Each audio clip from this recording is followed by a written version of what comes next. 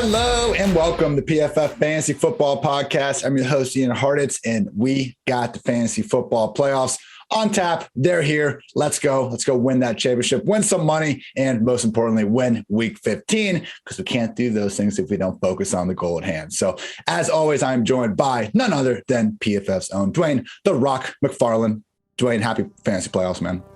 Hey, man. Happy fantasy playoffs. I'm just smiling because I have a son that's old enough to mulch leaves. I was trying to show him how before the show. So he's out there giving it a shot right now. So anyway, this is going to be interesting. You may just see me disappear for a second.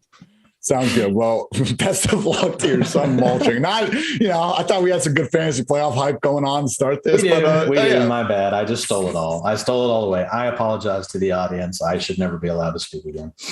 And as always, we'll continue to do this podcast on one cut and not even worry about it. Let's get into these games. I will say that Dwain and I have looked long and hard at this podcast and realized that, hey, maybe we could condense it to not be, 2.5 hours every damn week. So we have made a concerted effort with about 9 or 10 of these teams, highlighted them, talked about it. We are going to do as few words as possible on them. And I know we say this and then we proceed to talk about those teams for 5 to 10 minutes, but this time we actually mean it more than usual. So with that in mind, we do not have 2 duds on Thursday Night Football. We got the Chiefs at the Chargers. KC 3-point road favorite. Game total is at 52. So let's find out, Dwayne. Let's find out if this latest get right spot against the Raiders will actually have the Chiefs playing like the offense we know they can be, or if it was once again a blip on the radar. Because over the last 10 weeks, Patrick Mahomes against the Raiders, 76.6 PFF passing grade, 7 touchdowns, 0 picks, 9 yards per attempt, 74% completion rate. That's great. The problem is against everyone else, he's had 62.5 PFF passing grade,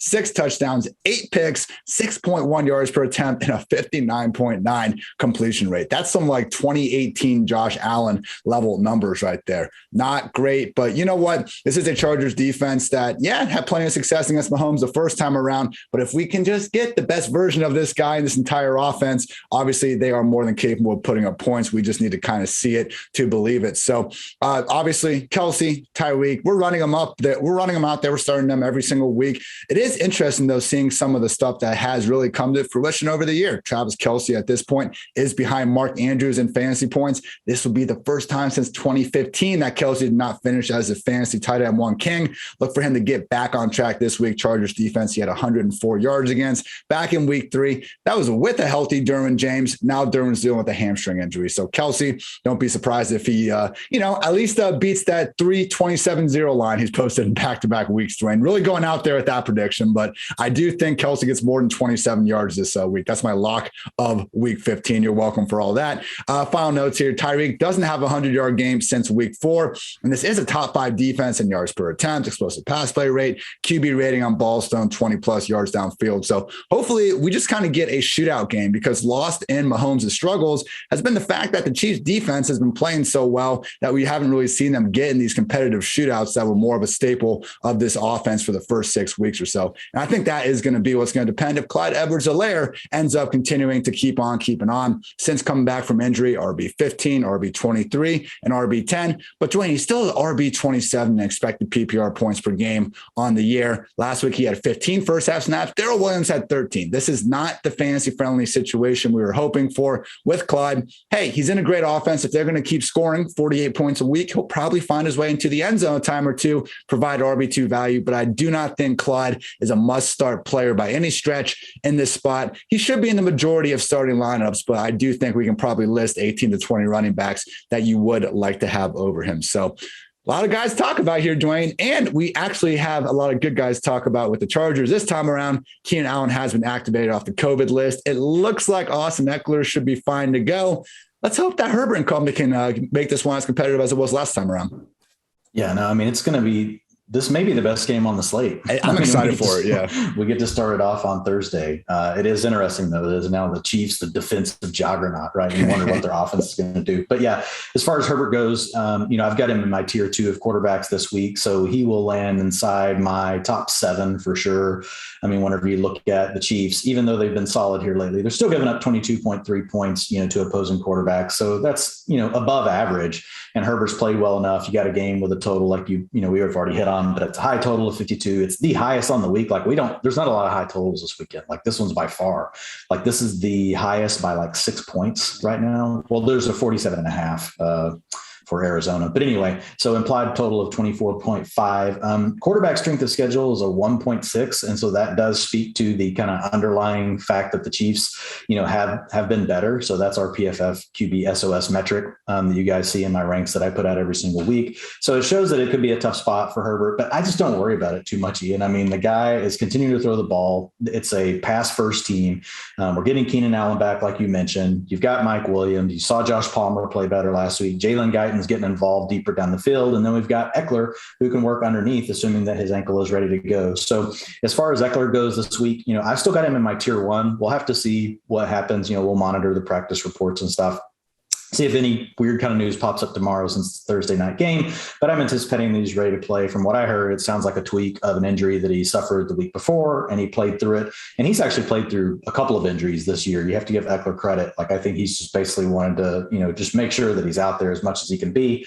But running back strength of schedule is an 8 out of 10. So that's really solid. Offensive line run blocking advantage is 59, which is probably like the 5th or 6th highest. I don't know if our tools are accounting for Slater yet, though. I think Slater might have been put on the COVID list as well. Yeah, I believe he's out. Yes. Okay. So if he's out, like, I don't know if the tool is updated for that. So that could be a little bit lower, but it doesn't really matter because Eckler's so involved in the passing game. Now, what I will say is whenever you look at Austin Eckler and you look at the way that, the Chargers handle the target shares, et cetera, like against zone, like he's an absolute beast. Like whenever you look at and this is true for most, offenses, like they throw more to the backs against zone. I've mentioned that multiple times. When you look at Eckler, so versus man coverage, which is what the Chiefs use quite a bit, 12%, and his targets per route run against zone, 26%. So I don't expect quite as many targets this weekend, or this week to Eckler as what we've seen, just because the Chiefs primarily run so much man coverage. I say primarily, like a high man coverage is like 40%, which means you're still primarily running zone. So you kind of got to take some of this stuff with a grain of salt. Obviously, like game scripts and things come into play as well, as far as what teams are going to play.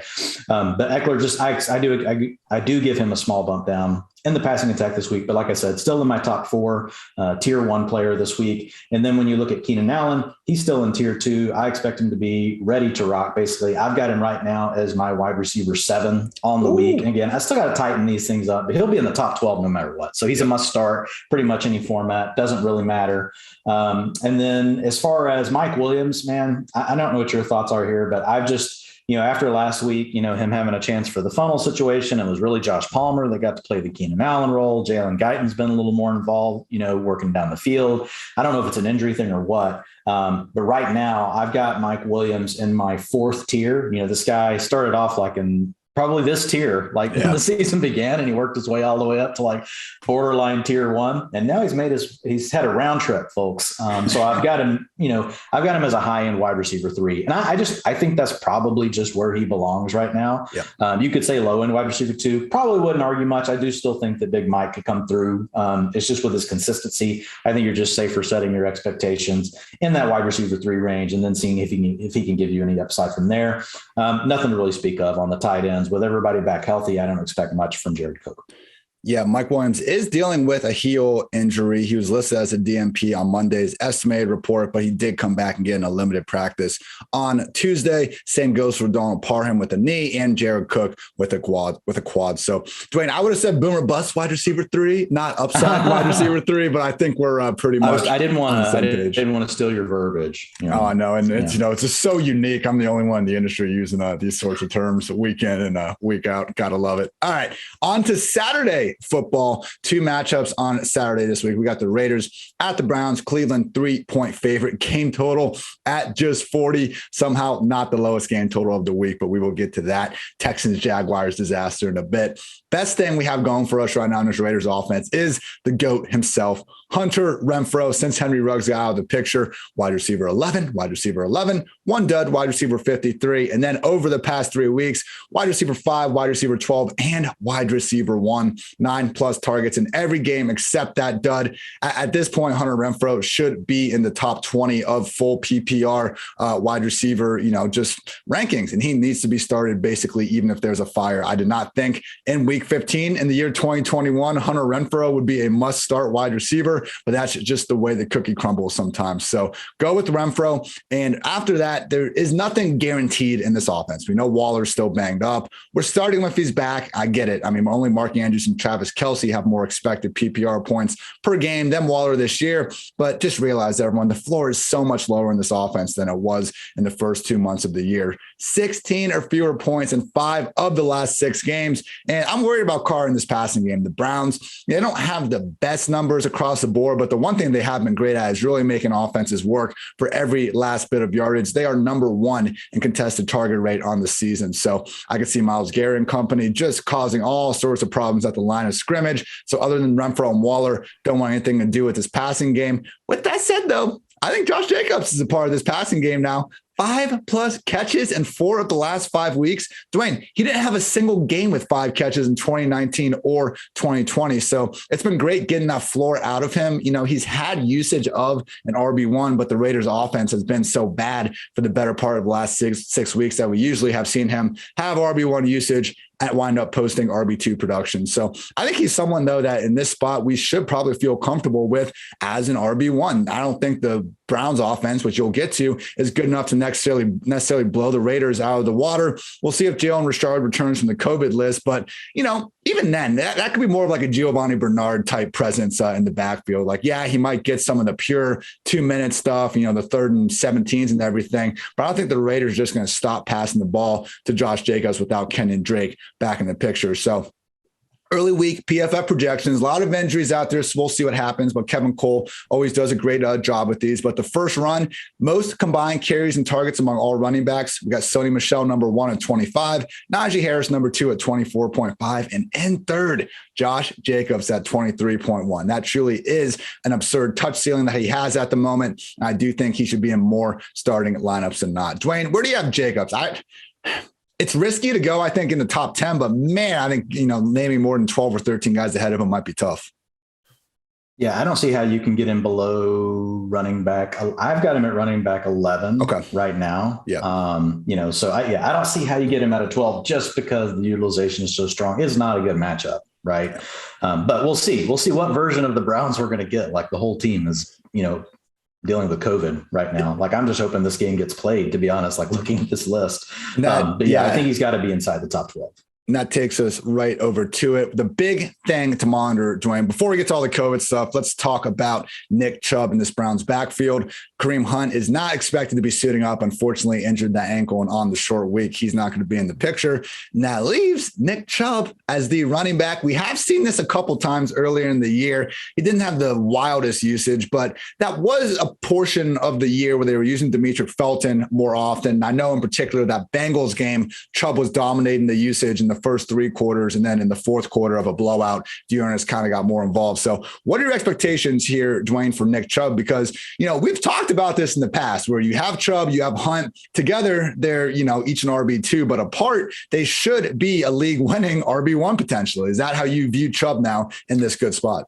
Yeah, I mean, despite some of the utilization stuff, and you're right. So basically what happens real quickly on Chubb's role, it does expand with Hunt out. It's not like Dearness Johnson comes in and takes over the complete Kareem Hunt role. What happens is basically that Hunt role gets split between Chubb and between Dearness Johnson. So it does boost Nick Chubb's value. And if you look at him in the 2 games where he's been able to be fully healthy, whenever Kareem Hunt has been out, he's had finishes of RB3 and RB6. So that's really what you're looking at, a top 6 RB. The biggest question right now with the Browns really does go back to COVID. We've got Jarvis Landry out, but specifically for Chubb, you've got Jedrick Wills, offensive tackle, could potentially be out. You've got guard Wyatt Teller, guard Drew Forbes. I mean, you got tight end Austin Hooper. They have Njoku, so maybe he can come back. He was on the COVID list last week. I do know that Harrison Bryant practiced, so hopefully he'll be back. But there's just a lot of injuries right now with the Browns. I mean, we could be down 2 to 3 offensive linemen. And if that happens, I do think we've got to downgrade Chubb some, but his volume, like I'll take him out of tier 1. Right now, I've got him as my RB4 on the week. I've got it Jonathan Taylor, Austin Eckler, Dalvin Cook, Nick Chubb. So if these offensive linemen are all out, and I'll put this in my write-up around my tiers and ranks for the week, he probably pivots down to like RB 8, 9, 10, somewhere in there, Ian, but you're still not going to be able to push him out of the top 12 no matter what. Like if Ian and I are lining up at offensive line, then you could take him out, of the lineup. But other than that, like you're going to have to go ahead and roll with him. Hopefully, though, we'll get some of these guys cleared and the Browns can field a competitive team. That's the biggest thing on the Browns. The only other thing, obviously, would be you're going to have to watch Jarvis Landry. He's kind of come on over the last couple of weeks. When we say come on, he's a serviceable wide receiver 3. Okay, so you could be using him, but if he's out, Donovan Peoples-Jones did actually play well this last week, and he could be in line for more volume. The other guy to keep an eye on, I already mentioned, would be David Njoku. So if you've got Hooper out, if you got Jarvis Landry out, and if DPJ is still really just more of this field stretcher, it really could be Njoku working more the middle of the field to drag routes, the seams, all that kind of stuff. He could be a sneaky play in DFS. You shouldn't be hurting enough at tight end to feel like you have to use him, as far as season long goes, since we're through the bye weeks. Remember, for those counting at home, Baker Mayfield has 2 passing touchdowns to his wide receiver since OBJ was cut. OBJ himself has scored 3. I was just trying to leave it alone for a week, Ian, but you can't. You just can't do it. Can't do it. I'm just physically unable. I thought Odell Beckham Jr. left the Browns, but apparently he's still hanging out with them. He's on the COVID list too. Patriots at the Colts. Indy sitting as 2.5-point favorites, 45.5 game total for this Saturday night matchup. Damian Harris, it looks like he's going to be back. Now, he could not finish the game before the Patriots week 14 bye with a hamstring injury, but he is already practicing in a limited fashion to start the week. So I would expect him to suit up and play. And when that happens, it really renders both Harris and Ramondre Stevenson as touchdown dependent RB3 types. I know we always got the rookie bug. We want the rookie to take over, and Stevenson has been very good this year. So has Damian Harris, though. So literally, expect them to probably finish within 3 or 4 carries of each other. I would rank Harris ahead of Stevenson, as we have really pretty much all year, because I do think he is their lead back. But yes, it is a situation where it's going to be tough to rank either guy as a top 24 player because they're so close. And we have Brandon Bolden continuing to take away the ever fantasy friendly pass down work. So if Harris doesn't play, if he has a setback, that's when we're suddenly squeezing into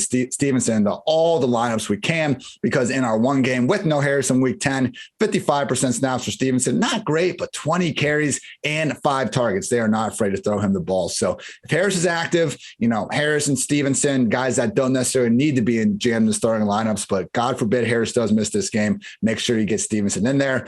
Mac Jones, he's PFF 6th highest graded QB. Dwayne, we've talked about kind of his short of sticks stats, but you know what? This is a fantasy football podcast. Ultimately, he is QB 20 or worse in 8 starts this year. Just doesn't have a high enough floor in this run first offense to, be anyone we want to trust with the fantasy playoffs on the line. And the same goes for the wide receivers. I mean, Kendrick Bourne, Jacoby Myers, Nelson Aguilar, they've all flashed top 24 goodness at points throughout the year. And Bourne's even had 3 top 8 weeks, but we also see them regularly finish outside the top 50. We even got Kendrick Bourne mocking us, the fantasy community, saying he doesn't care about the fantasy points. He just wants to win football games, which yeah, duh. But come on, man, either embrace fantasy or go full heel. Like Josh Jacobs did this last year where he was saying fantasy stupid and stuff. I want all that smoke. I'm still waiting for the one player to pull the anti Austin Eckler and just go full heel, fantasy stupid, you stupid nerds and virgins, quit worrying about this.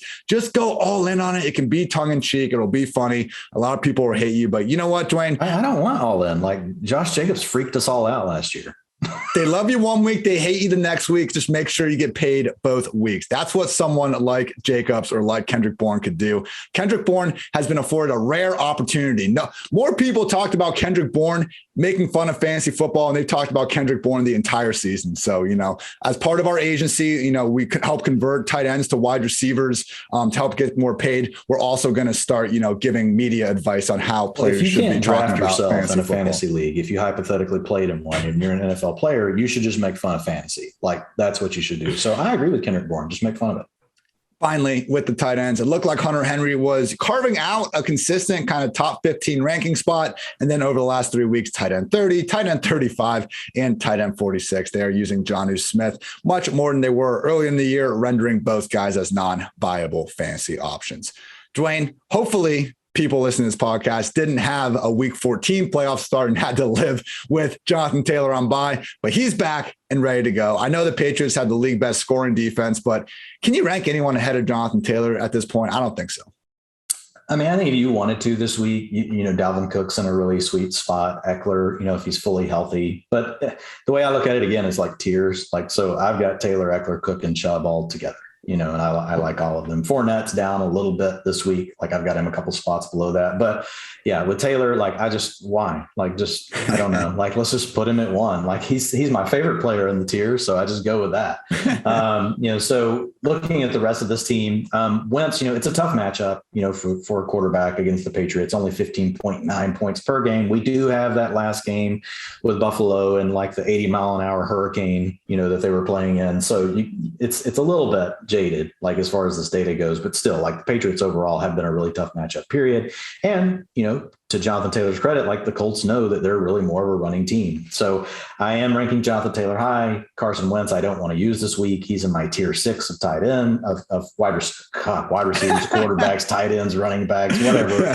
He's a quarterback. 22 is his rank this week. When you look at Michael Pittman, there could be a little something there. Like the Patriots, they're tough against, receivers, only 29.2 points given away, per game in PPR format. However, with Pittman, the thing I do like against man-heavy teams, which the Patriots are the 4th most man-heavy team, 27% target share against man coverages for Michael Pittman this year. The next closest guy on the Colts is 16%. So he by far gets the most looks against man. He also does a nice job of getting open against press man coverage. So, I think there's some positives there with Pittman. He's not like this scorching blazer that's going to make all these big plays, but Pittman really is, he's a solid receiver that's not getting enough credit because the Colts just don't have to throw the ball that much, Ian. But I think if they got in a situation where they needed to, they could. Don't know that this game is going to be that spot. This feels like one of those closer games, down to the end where, each team is trying to manufacture a win by like not screwing up. So I don't know how heavy I would get on a guy like Pittman, but I thought I would throw that out there because people seem to love, the man zone coverage stuff, which I'm really digging into as well. So as far as the rest of the team, there really isn't anything else. T.Y. Hilton, I've got down in like tier 8 this week. And you're not touching Jack Doyle. There's nothing there with Jack Doyle. Hopefully they keep Pittman, the rushing involvement going. That Texans game, they gave him 2 reverses, picked up 33 yards on him. To me, Robert Woods going. There we go. That was the most impressive part about Pittman for me last year was his kind of yak ability on those crossers and everything. To your point about him beating man coverage, he's certainly developed a lot in 2021. But yeah, get your best players the ball in space. Doesn't always need to be hard, everyone. Titans at the Steelers. Now we're on the Sunday. Tennessee 1.5 point road favorite. Game total at 41.5. There are some brutal totals this week.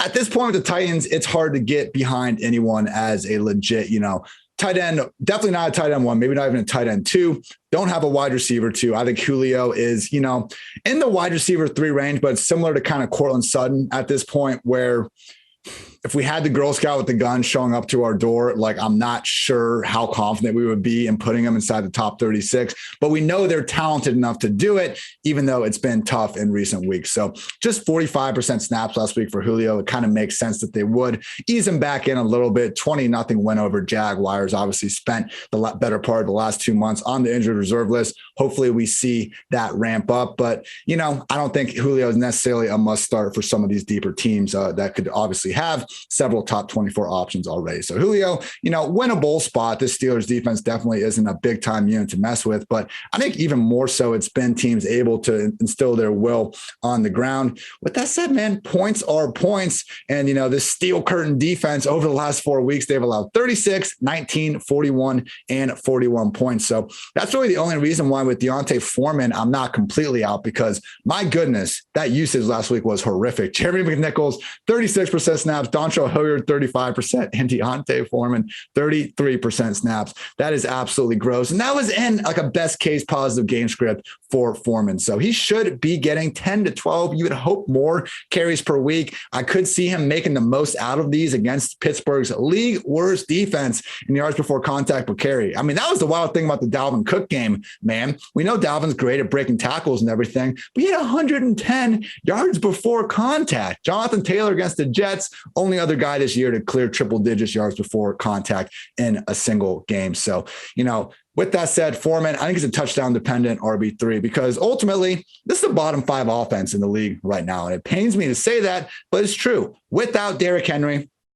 29th in EPA per play overall, 22nd in EPA per pass play, and 27th in EPA per run play. And we have the volume spread out. So yeah, sometimes in bad offenses, we do see situations where we can get behind a guy or two because the volume is condensed to them. That is not the case this week. If you do not have a single Tennessee Titans player on your fantasy team, you are probably in a pretty decent spot. Definitely not trying to go the well with Ryan Tannehill because of all those things I just mentioned and the likelihood that I think they are probably going to try to attack Pittsburgh where they are weakest and run the ball. The problem is they're probably going to do it with three guys. So Dwayne, Pittsburgh kind of has the opposite problem. They still, for the most part, are a bad offense, but at least they have given us Najee Harris, Deontay Johnson, and everyone's like least favorite player in the world, apparently, Chase Claypool. Yeah, Chase gets no love. And I get it. Like, this was kind of a boneheaded move, but your tweet was perfect. Like, did Chase Claypool give up, the 200 yards rushing? I don't think so. Massey's not happy about your assessment of Chase Claypool either. Evidently, she's a fan.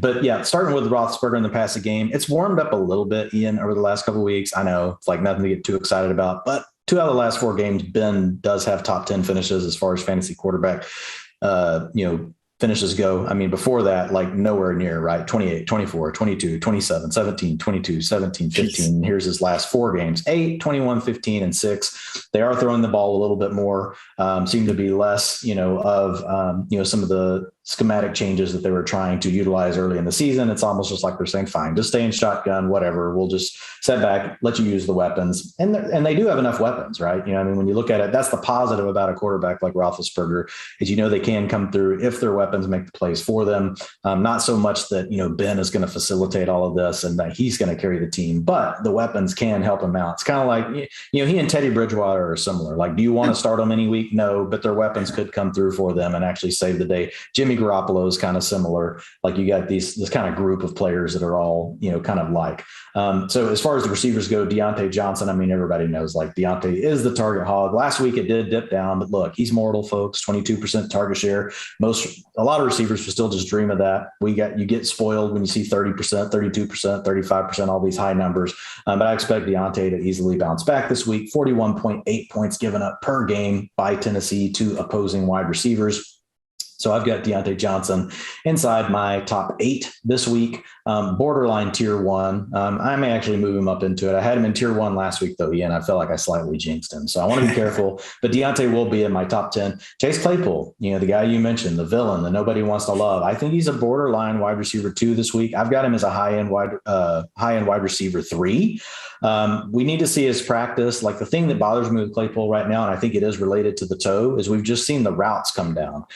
So we've just seen more of James Washington, seen more of Ray McLeod working in just because Claypool has not been at full health. So if you look at the last 2 games, routes run per dropback 68% and 55%, but his targets per route run have gone up. And so if you look at this last week, even though everybody was upset, still had a wide receiver 14 finish. So in this matchup, if you look at, the slate, it is the most points being given up to opposing wide receivers, or second most, sorry. First is Chicago versus Minnesota, but you got second here with Tennessee. So 41.8 per game is pretty good. So I like Claypool, high-end wide receiver 3 this week. And then Pat Freiermuth, I've got him in my 4th tier. If you look at the matchup, the tight end strength of schedule is not great. It's a 3.4. And remember, this is a scale of 0 to 10, so it's kind of tough. Only 8.9 points given up per game by Tennessee to opposing tight ends. So Freiermuth is really kind of on the verge of being more of a high-end tight end 2 this week because we don't have any buys. I've currently got him ranked at tight end 13. So there you go. Like, wow, I hadn't put the numbers by him. I just have the tiers in there. So good eye. Yeah, and that's it. Well, Najee Harris. People are like, what about Najee Harris? He's a tier 2 back. It is a tougher matchup this week, but it's not terrible. And you're never going to bench Najee. It doesn't matter. Like, he's out there all the time, plays a long down distance, 2-minute offense, handles the early down stuff as well. Not as efficient as some other backs. He's got some offensive line problems, but again, we always follow the volume. So Najee will be in my tier 2 this week. He'll easily be inside my top 6 to 8 backs. Najee, 9 finishes as a fantasy RB1 this year. Only Jonathan Taylor has more with 11. I know, not always been pretty, but hey, volume is volume. We will take that 8 days of the week. Panthers at the Bills. Buffalo, 10.5 point favorite. Game total of 43.5. Can't go with Cam. Way too much risk for PJ Walker to either come in or just Cam to get benched. Obviously not playing well. And the matchup completely sucks. And the additional problem is that because Cam isn't being fully benched, we need to continue to worry about him vulturing whoever the running back is near the goal line. Last week it was Amir Abdullah out snapping Chuba Hubbard 60% to 39%. Still only had 4 carries and 4 targets. Now we're looking at even more negative game script than they rather inexplicably had against the Falcons last week with a game total of 43.5. Nobody is implied to score fewer points this week than the Panthers at 16.5. Basically the one guy all year we've been able to not even rely on in the second half, but at least start with some level of confidence. DJ Moore, he's now dealing with a hamstring injury and still leads the league in incomplete targets that were deemed to be their quarterback's fault at 24. So if DJ Moore is in there, going to have to take that injury into mind, going to have to take this quarterback situation into mind, get him closer to that wide receiver 2 borderline than ever, if not even dip him into wide receiver 3 territory. I would not call DJ a must start this week if active. If he is out, same thing goes for Robbie Anderson. He's not going to be ranked that high, but he will be someone that could feasibly be a flex. Make sure you check out the waiver wire edition of this podcast for more thoughts on Robbie, but he was, I believe, dead last in our 6 or 7 wide receivers we were talking about. So guys like Russell Gage, guys like Gabriel Davis, I would still want to start ahead of Robbie Anderson, even if DJ Moore is out of the picture. That is the state of this Panthers offense at this point. Dwain, I think we actually have a chance to get behind Devin Singletary this week. I was going through the backfield. He is dominating usage last few weeks. I know we didn't have the Patriots game was different because Zach Moss was active there. He's been a healthy scratch. Otherwise, if we have it this week where Moss is again inactive, we have Josh Allen probably playing, but dealing with the foot injury. Maybe, just maybe, man, Devin Singletary flirts with the 15 touch mark. Like that's the best case we can expect with one of these running backs. But if someone's going to get it, it would be Singletary. Yeah, I think the key is you need Moss inactive. Right. Last week it was really RB1 Josh Allen, just like QB1 Josh Allen on the team. But if you've got Moss inactive and we know that Allen has been battling, the injury all week, then the foot sprain. And then that would give me enough, to your point, to say, okay, we could think about using Singletary. My guess, though, is that Zach Moss will be active. That would make sense. There's going to be challenges with Josh Allen. But again, we'll have to wait and see. You're right around the utilization. I mean, his snaps over the last 3 weeks, 68%, 48%. That's the Zach Moss week where Zach was in, 81% last week. Rushing attempts, 54%, 50%. So that, he had 50% of the rushing attempts. Now there's not a lot. The Buffalo, right? They throw the ball more than any other team in the NFL. They and the Bucs and the Chargers are all like super pass heavy teams. And so we just don't see enough, even if you get 50%, it might be on a certain week, you get like 8 carries because they run the ball so little. But to your point, like the utilization is there. If they get into a situation, where it isn't going to be Allen and we don't have to worry about Moss, then I would say that, you can partake, folks. We give you permission. You can partake in some Devin Singletary. Right now, I have him in my 6th tier of backs, though. So just in that low end RB3 range, which is kind of where I rank any active Bills running backs every week. They're somewhere between like 30 and 40. And sometimes like you just don't know what order to put them in. But I do agree that no matter what, Singletary should be like at the top as far as utilization. Matt Breida, on the other hand, like is the one that he actually scores fantasy points, but you don't know how he's doing it because he's not getting around. He doesn't, get enough touches at all. But the last 2 weeks, it's been problematic for Breida. That's kind of caught up with him there for a little bit. It was like kind of like he was scoring a touchdown every week and everything was working out. So he's a guy that you want to avoid. As far as the rest of the Bills go, I mean, really all we want, right, is the passing offense. I spent too long talking about the running backs. I'm sorry. Josh Allen, I have in my top 3. Obviously, he's a tier 1 quarterback. Quarterback strength of schedule, kind of tough, 3.6. On a scale of 0 to 10, lower being worse. So that's not great. 17.7 points allowed per game by Carolina. But you know what? I don't really care. Now, the thing that could slow Allen down is if the foot is really, problematic and he can't run, and we hear this throughout the week, Ian, then I may move Josh Allen down a little bit. But even then, like, it's going to be tough for me to, like, I don't see him getting outside the top 6, even if I think that he can't run as well, because his legs are a big part of, really providing insulation to his fantasy value, no matter the script. And those rushing touchdowns, we all love the rushing touchdowns. As far as the passing game goes, whenever you look at Stephon Diggs, I've got him inside my top 10 this week. He's got a 92.1 wide receiver cornerback matchup. So that's going to be in the top 6 on the week. So he's in a good spot as far as that goes. Carolina is pretty stingy, 29.5 points allowed per game to opposing wide receivers in a PPR format. But again, it's Stephon Diggs, and he's probably kind of due. He kind of jumped out there for a little bit, Ian, whenever you look at him, like we were kind of complaining. We're like, man, Stephon Diggs, like wide receiver 36, 16, 48, 7, 23. And then he popped off for an 18, 2, 17, 7. And these last 2 weeks been back kind of down again, 38 and he's been 31. So close though, man. I mean, so those missed calls last week and then in the snowball, basically. Yeah. I mean, so yeah, you don't really care. Like it's Stephon Diggs. He plays on a pass heavy team. He's an elite receiver, plays with a good quarterback. Like equation's done. Like just like lock it in. He should be inside your top 12 pretty much every single week. You mentioned Gabriel Davis. I'm very interested in Gabriel Davis this week. I talked about him in the utilization report more today, broke it down further if you folks want to go check that out some more. But basically, I mean, I put him as my top wide receiver ad going into the playoffs just because of the upside that could be here, Ian. We know he's probably in line for the start this week. Emmanuel Sanders is week to week right now with a knee sprain. So he's probably out, but it could be longer. And Gabriel Davis could just take this job over. So you want to make sure if you're going in the playoffs, especially if you're a team that maybe you're heavier at running back and you don't like your receivers and you're worried about how are you going to deal with some of these other lineups you're going to face that are stacked, like Gabriel Davis is your ticket. I'm not saying he's going to hit, but you're in again, all the same things we just said, for Diggs minus Gabriel's got to prove his talent, but looking at the quarterback, looking at how often they throw the ball, I mean, there's a real opportunity. And really, the Bills haven't done a great job stretching the field this year, and Gabriel Davis can do that for them. And we know that Josh Allen, has definitely got the arm to make that work. Not always the most accurate on those deep passes, but let's face it, those balls over 20 plus yards, those go up and down every single year. Most quarterbacks, it's tough to be really consistent in that category. So Gabriel Davis could really catch fire. I've got him just outside my top 36 in this week because, it's a full week. We don't have any teams on bye, but I've got him at wide receiver 40 right now. But I could easily see maybe, and again, these have to be tightened down. He could get moved up a little bit more than this, but it's in a good spot with 27 implied points. And he could, all it takes is one deep pass, right, to Gabriel Davis, and he makes his day for you. And I think, so the way I look at him is he is that low end wide receiver 3, high end wide receiver 4, but very so easily can pay off with a wide receiver 2 performance and really does have wide receiver 1 upside because if all of a sudden he catches 2 touchdowns, he's there.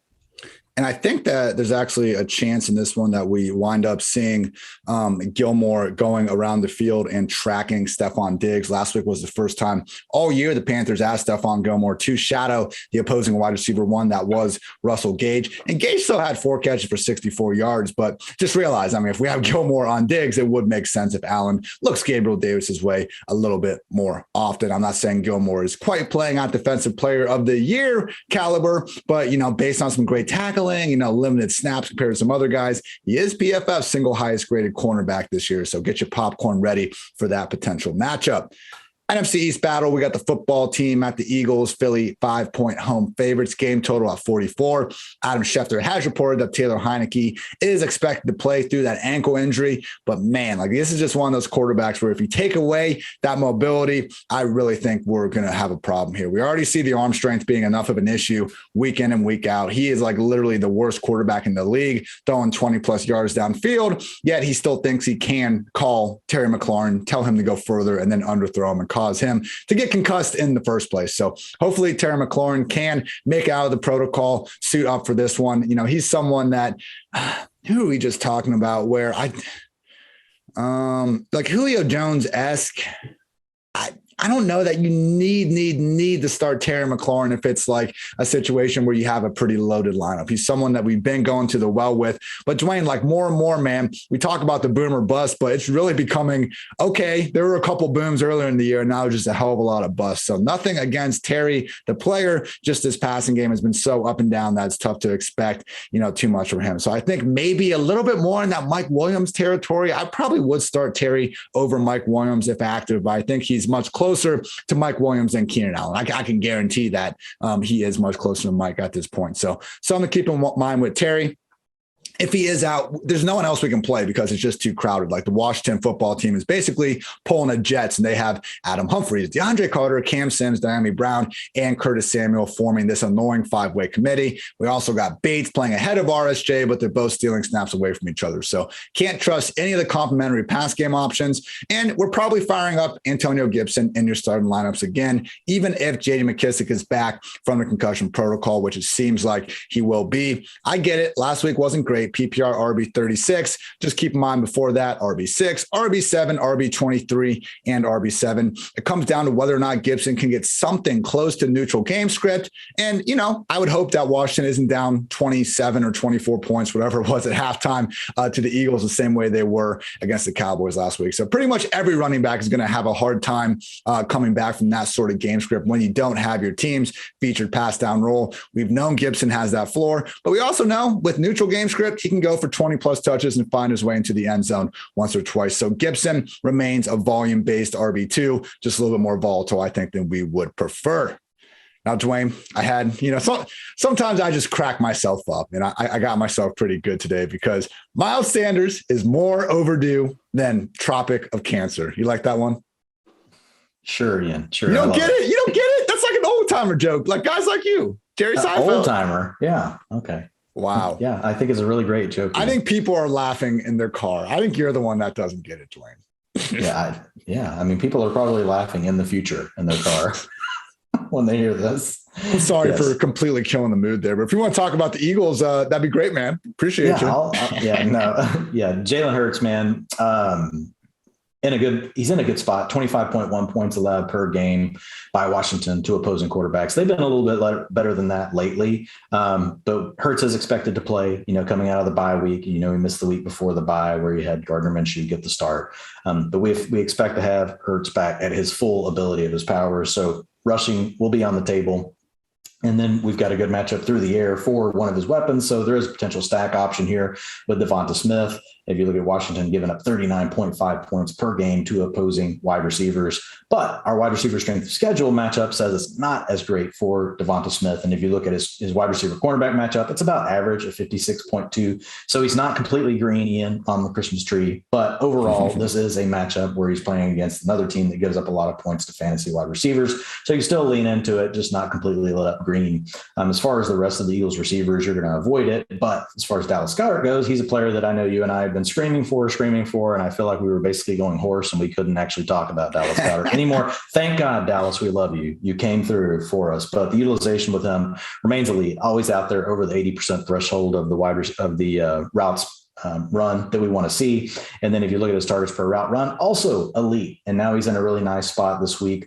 Everything is green, not like solid green. So like, I don't know, what's a lighter colored tree in anyway, I won't wait on that, but it's not like a dark pine, but it's definitely green across the board. There's no red. There's nothing red. It's like a palm tree. Red lights. Palm tree, right? Does that work? Palm tree. That works. Yeah. So it's a palm tree hue of green for Dallas Goedert. But I've got Goedert inside of my top 8 this week. He's actually in my 3rd tier where I've got Pitts, Hawkinson, Goedert, and Gesicki. We'll have to see if Hawkinson's going to play, but I think that's the range that he belongs in, just below like the Kittle, Kelsey, Gronkowski, Mark Andrews, that group. And I've got one of those guys is in a tier of their own this week. But anyway, so Goedert is usable. Devonta Freeman is usable. I don't know if I mentioned his rank, but I've got him just outside the top 24. So high end wide receiver 3. And then the running backs, man, I don't know what to tell folks with this. Miles Sanders, we'll see. Probably going to have Jordan Howard back this week. Boston Scott can be in the mix.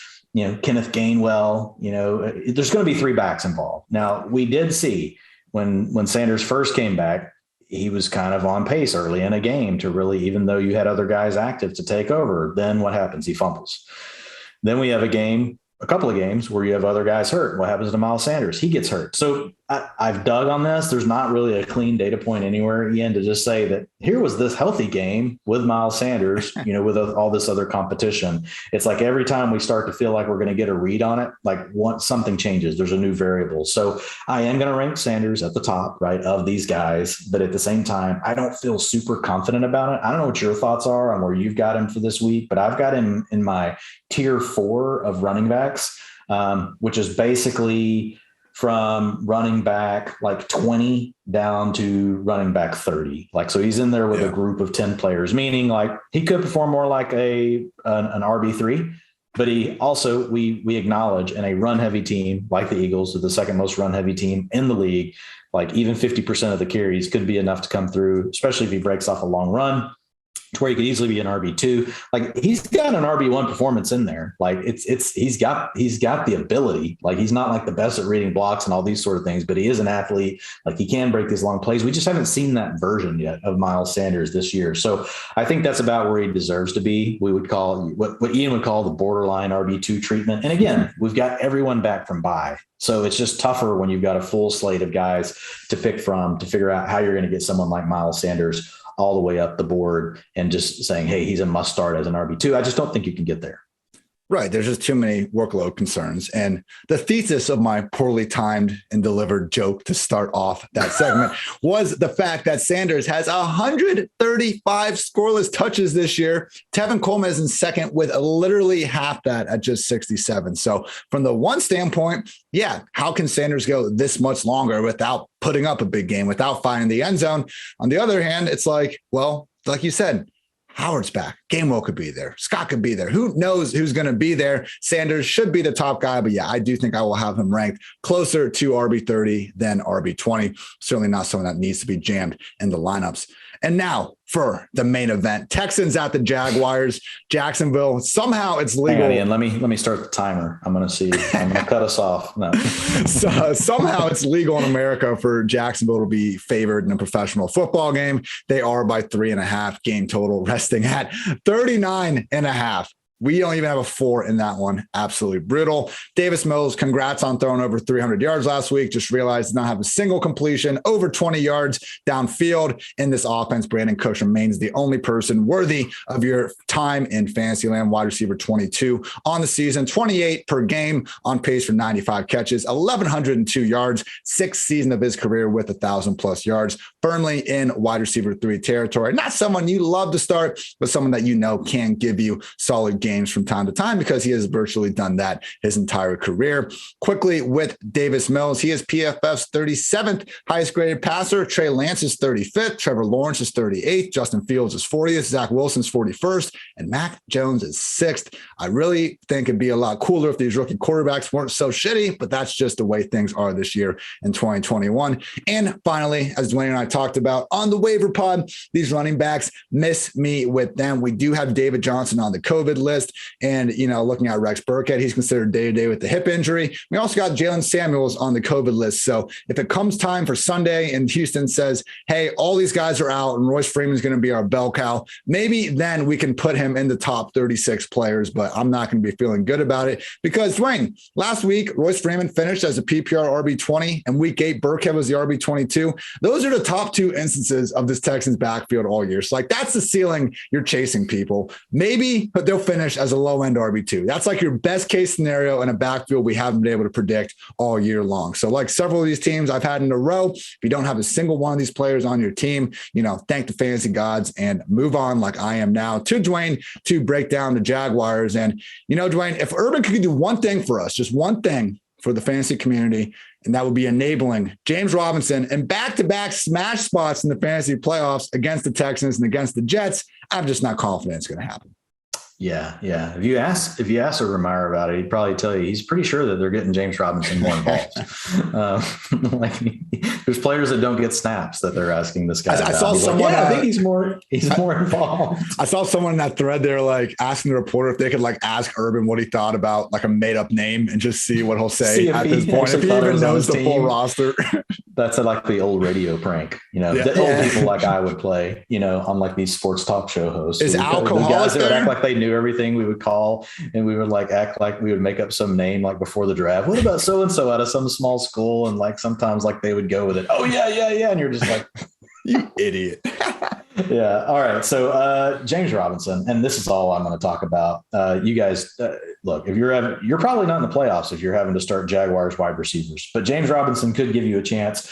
9.8 out of 10 running back strength of schedule. Offensive line run blocking advantage, but 27.3 points given up per game by the Texans, each week to opposing running backs. And if you look at, that volume that we all love to chase so much, whenever you look at, Houston's defense, they're just one of the worst in the league as far as just really giving up, these attempts, 31.4 per game in regulation over the last 6 games. That's second most. And for the season, they're at 30.2, which is the number one. So James Robinson, and it's because they suck and they trail all the time. So the Jaguars do have to do their part. They have to at least stay in the game. But technically on paper, this does look like a matchup that could stay close. So maybe this is that game for Robinson, because really Robinson, despite the fact that he came up really small last week in the box score, Ian, he still did dominate, the rushing touches for the Jaguars. His utilization was really strong from that perspective. Where he's lost the work is the passing down duties, because you have passing down, specialist Carlos Hyde. He's like Naheem Hines, J.D. McKissick. The next name you think of is Carlos Hyde. He's so awesome. He's better than Austin Eckler. He's better than all these other guys at being a receiver. I've often said that. I know you have. I'm only just seconding what I hear from the greatest, the greatest mind at PFF. So when you look at Robinson, though, last week, 75% of the rushing attempts, 2 weeks before, 61%. So, he's in a good spot from that standpoint. They just got to keep the game close. So for me, I've got Robinson right now in my tier 3 of backs, Ian. So I've got him, as I got to kind of scroll down here, I've got him right now as RB 16, and I know sometimes that feels too high, but if we look at Robinson, over the last several games, he's been, last week obviously was terrible. They were losing the whole game. They were getting blown out. So he was 66, but the week before 41, but then he was an 18, 12. Then he's got another couple of 12s. Going back to week 3 and 4, he's got an 8 and a 4. I'm not suggesting we're going to, this is going to be a situation where we get to go back in time to those days, but I think he can give you that mid-range RB2 performance this week. I'm guessing, there'll be several starts at questions where I'll still lean the other way, whenever James Robinson's included. But I'm guessing there are probably also, because how this stuff goes, Ian, there will be a lot of names that'll get thrown at you that you'll still be kind of, you'll be kind of surprised. You're like, really? You would start them over James Robinson? And you know what these names are. It'll be like Chuba Hubbard, Darrell Williams, Jamal Williams, Deonta Foreman, names like that. You easily are starting James Robinson over players like that. I was on a radio show in Wisconsin last week, and I got a start-sit question where they threw Cooper Kupp's name in there, and I just cut him off. And me and the radio host were like, "What? No, we're not even going to answer this. What are you doing here? Even putting that sort of thing into the universe." So, yeah, you do get some pretty funky questions around the way. Cowboys at the Giants, Dallas 10.5 point favorites, game total of 44.5. If you've watched the Cowboys game over the past 6 weeks, you can tell that Zeke is not the same guy. He truly was looking like a better, faster version of himself earlier in the year. Just haven't seen that guy in a while since their bye. RB 27, 29, 10, 17, 15, 35, and most recently, again, RB 35. So he is a volume-based RB2, touchdown-dependent RB2, whatever, adjective you want to throw in there that you're probably sick of hearing me say week after week anyway, but realize that we have a much lower floor than we're used to seeing from Zeke. Last week, Corey Clement's involvement was a little bit due to, the game script and everything, but at the same time, I believe in the first half, it was like Zeke with 7 carries, Clement with 6. So at this point in the year, they aren't going to give Zeke 20 to 30 touches when he's kind of in this state, particularly with Tony Pollard potentially coming back this week. It sounds like the Cowboys believe he is feeling better with the foot issue. I would continue to think Zeke is going to be more of a touchdown dependent RB2. And hey, the Cowboys are implied for 27.75 points. That's always great. But yeah, I would never fathom putting Zeke near that fantasy football bench in week 15. If you do have a stud laden squad, it is not completely out of the realm of imagination. I just hope we get the best version of Dak Prescott back, because that is going to be what enables the rest of this offense. Since coming back from that calf injury, it's been concerning. And Dwain, you kind of mentioned this on our Sunday review pod. I went back and ran the numbers the following day. Weeks 1 through 6, 87.6 PFF passing grade. Since then, in weeks 9 through 14, 67.7, 16 touchdowns and 4 picks in the first 6 games. Last 6 games, 8 touchdowns and 6 picks. The yards per attempt has dropped from 8.4 to 6.6. Completion rates dropped from 73.2 to 63.2. He just has not been the same. Now, it's similar to like the Eagles splits you were talking about, where in almost every one of these games, Tyron Smith was out, or Cooper was out, or Gallup was out, or CeeDee Lamb was out. So a lot of stuff going on. I'm not saying it's only the calf injury, but I also think from watching the games, he hasn't quite looked as comfortable, as, mobile maybe as he looked earlier in the year. So just something to keep in mind with Dak. And I think that would be the reason, if you're one of these more blessed teams and you have a Jalen Hurts versus Dak or one of these situations, I wouldn't be against going with the non-Cowboy, which again, surprised to be saying that, but that's just kind of the status of this Cowboys offense right now. Really similar to Chiefs, man, where it's scary to think how good this Cowboys team and how good the Chiefs team could be if they get the best version of their offense and their defense. Right now, their defense has kind of been carrying them more so in recent weeks. CeeDee Lamb, every week, wide receiver one. Got to love him. And I think his floor is higher than ever now that he's working much more out of the slot. That means Amari Cooper should be seeing most of James Bradbury on the outside. Giants did not have him shadow anyone in their first matchup. But honestly, when Cooper's as healthy as he looks right now, I don't care. Get him in the lineup. I'm going to be boosting him up my ranks. I'm going to probably try to get him in the top 15, 16 last couple of weeks, dealing with the injuries, not looking healthy. I know he's been a little bit closer to the wide receiver 2 line than the wide receiver 1 line. I think Michael Gallup should, again, be, prioritized as a wide receiver 3 that you should feel good about starting. Last 4 games, 10 targets, 8 targets, 9 and 9, would have been over 100 yards last week without a holding penalty that nullified a nice 46-yard bomb. So he continues to make really handful of great plays every single week. If you're just a casual fan watching Cowboys games, I'm sure you're hoping that Gallup could make his way to your squad next year. I think whatever team he does end up playing on 2022 will be better because of him.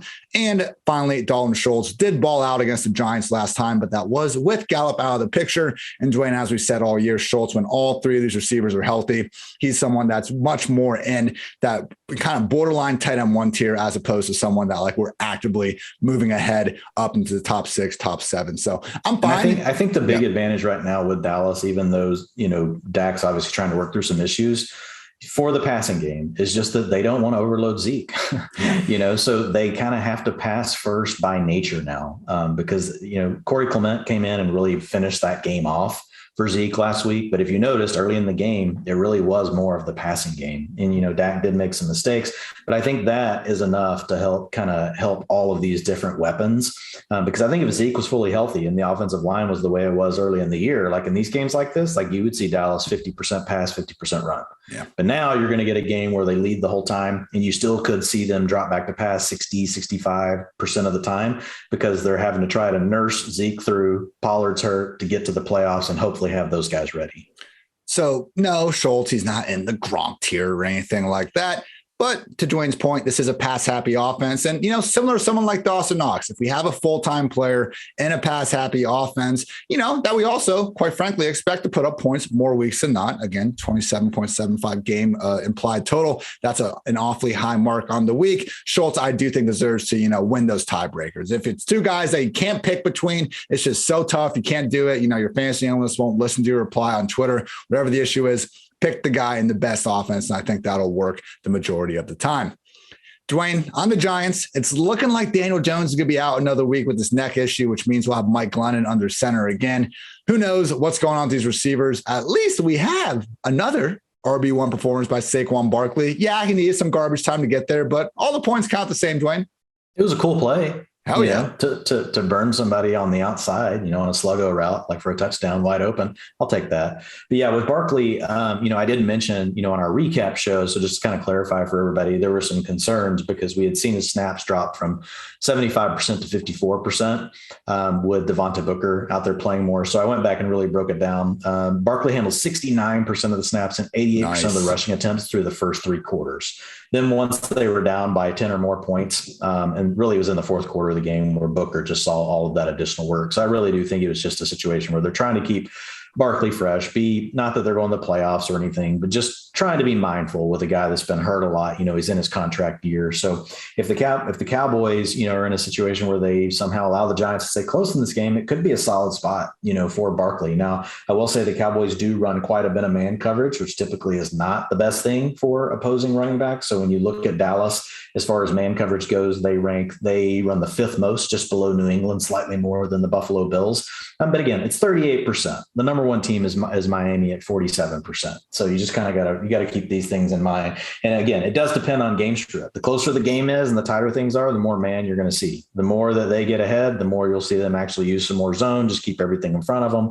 So all these things can be a bit of a moving target. So I just kind of throw that out there because I know you guys like hearing about these data points, but just kind of giving you some caveats to go with them. But as far as Barkley goes, I've got him inside. I've got him in my tier 3 this weekend, Ian. He'll be inside my top 15 backs. The Giants just need to keep the game close. The 10.5-point dog thing is kind of scary, but luckily for Barkley, like he does really handle most of the passing down work. Last week, we did see Booker handle most of those 2-minute snaps, but part of that was because it was just really later in the game when they finally went to the 2-minute offense. The week before, we saw Barkley handle 100% of the 2-minute offense, 64% of the long down and distance. So I really do think Barkley's still the every down back, but the Giants have to keep the game close enough to where they're not just like, okay, let's just get Barkley out of there. That's really the main risk you're going to run with Saquon, this weekend, other than the fact that the Giants just could be, totally ineffective like we've seen. As far as the receivers go, I'll keep it super fast. I got 2 guys inside my top 50, and I'm thinking about moving Shepard up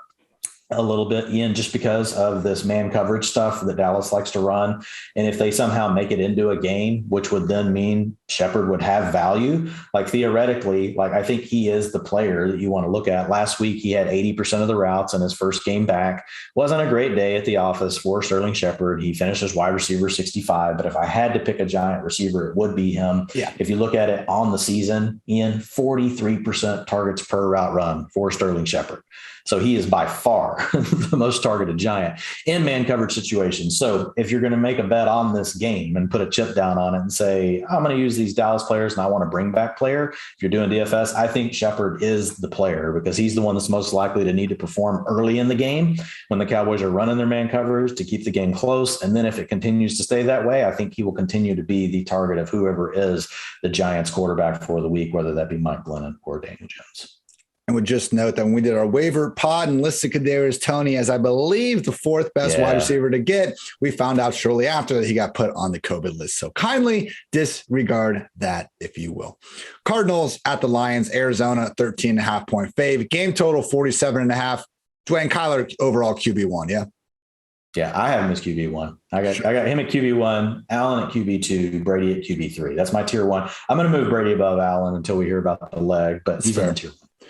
Cardinals implied for a week high, 30.5 points. Kyler is healthy, and when he is healthy, he really is arguably the greatest fantasy quarterback we've seen. Like that's what it was in 2020. That was the allure of going back to Kyler as the potential overall QB1 this year. Before he suffered that shoulder injury in 2020, more fantasy points per game than even 2019 Lamar Jackson, who's the best to ever do it over the course of an entire season, at least in terms of fantasy points. So last 2 weeks, Kyler had the 2 touchdowns against the Bears on the ground. And then Monday night, 61 yards, just didn't find the end zone. They had a couple turnovers near the goal line, got a little bit unlucky, but I mean, for his floor to be, a QB 13 in a game where he still threw for all these yards and racked up 60 on the ground and, continued to just look awesome. I mean, that throw that he hit AJ Green with, where it looked like he was just going to go out of bounds, absolutely ridiculous stuff. So number 1 in the NFL in big time throw rate at 9%, 6th in turnover worthy play rate. But before last night, he was also 1st in that. Good luck covering this dude, Detroit. I also want to say one of the funniest videos I saw on Twitter today was someone dubbed over like Mr. Krabs from SpongeBob, his like pity pattering noise on a Kyler run. And I just can never hear Kyler run the same way after that one. I've also heard someone say over the years that Kyler scrambles like he's an angry toddler. I cannot get enough of these Kyler Murray metaphors, but he is very fun to watch play football. And inside a dome, you can only imagine that he will be even tougher to contain. DeAndre Hopkins is getting an MRI on his knee. Monitor that. And if he somehow misses it, man, credit to AJ Green for looking, I thought, best game of the year yesterday. Now, this was against the Rams secondary that did not have Jalen Ramsey. I mean, it was pretty clear AJ Green was going up against some guys that probably shouldn't have been, players starting on an actual in an actual NFL secondary. Still hasn't scored since week 6. And I would just point out in the last 4 games, he looked good last week, but we also have 2 separate 1-catch performances in the last 4 games. So, Dwayne, it's just a situation all year where Hopkins doesn't have have a 100-yard game. He doesn't have a game with double-digit targets. Christian Kirk's been on and off. Rondale's on and off. Like, they spread it around to everyone. Zach Ertz. Now we got James Conner catching 9 passes in a week. So, yeah, if Hopkins is out, we'll bump up Kirk. We'll bump up AJ Green and stuff. But I don't think any of these guys become like these must-start options. Like, neither Kirk nor AJ Green would be in my top 24, even if Hopkins is out in this game. Yeah, we'll give them some bumps, but we also got to wonder, look what happened 2 weeks ago when they were playing the Bears and they were able to just really destroy them from start to finish. Didn't feel the need to keep their foot on the gas, and they really just ran James Conner to their heart's desire. So obviously starting Hopkins if he's healthy enough to play. Otherwise, remember, it's going to be AJ Green, Wesley, and Kirk and 3 wide receiver sets. Unfortunately, the Rondale usage just is not there, hopefully in 2022. Zach Ertz, low end, tight end 1. He's been top 14 in 5 of 7 games. With the Cardinals, you could certainly imagine that he could find the end zone this week, but he continues to be grouped in with all those guys at the borderline because of those same volume concerns. I guess the real question is what to do with James Conner. I think the answer is to continue starting him, because this is just prime game. Even if Chase Edmonds hadn't been hurt for the last 5-6 weeks, I think we'd be looking at this saying this is a James Conner game. And honestly, Dwayne, he's playing so well, I think it'd be kind of ridiculous to take away the starting job at this point. Evans can come in and do his thing, but I could see it going much more 60, 70, to 70%. I think that's what's going to happen. Yeah. I think that's what's going to happen. I don't think it's going to be 50-50. After what he did last night, especially in the receiving game, like I just, and James Conner, I just want to give you a shout out. I love you. That last field goal from Prater put my opponent up by 0.10.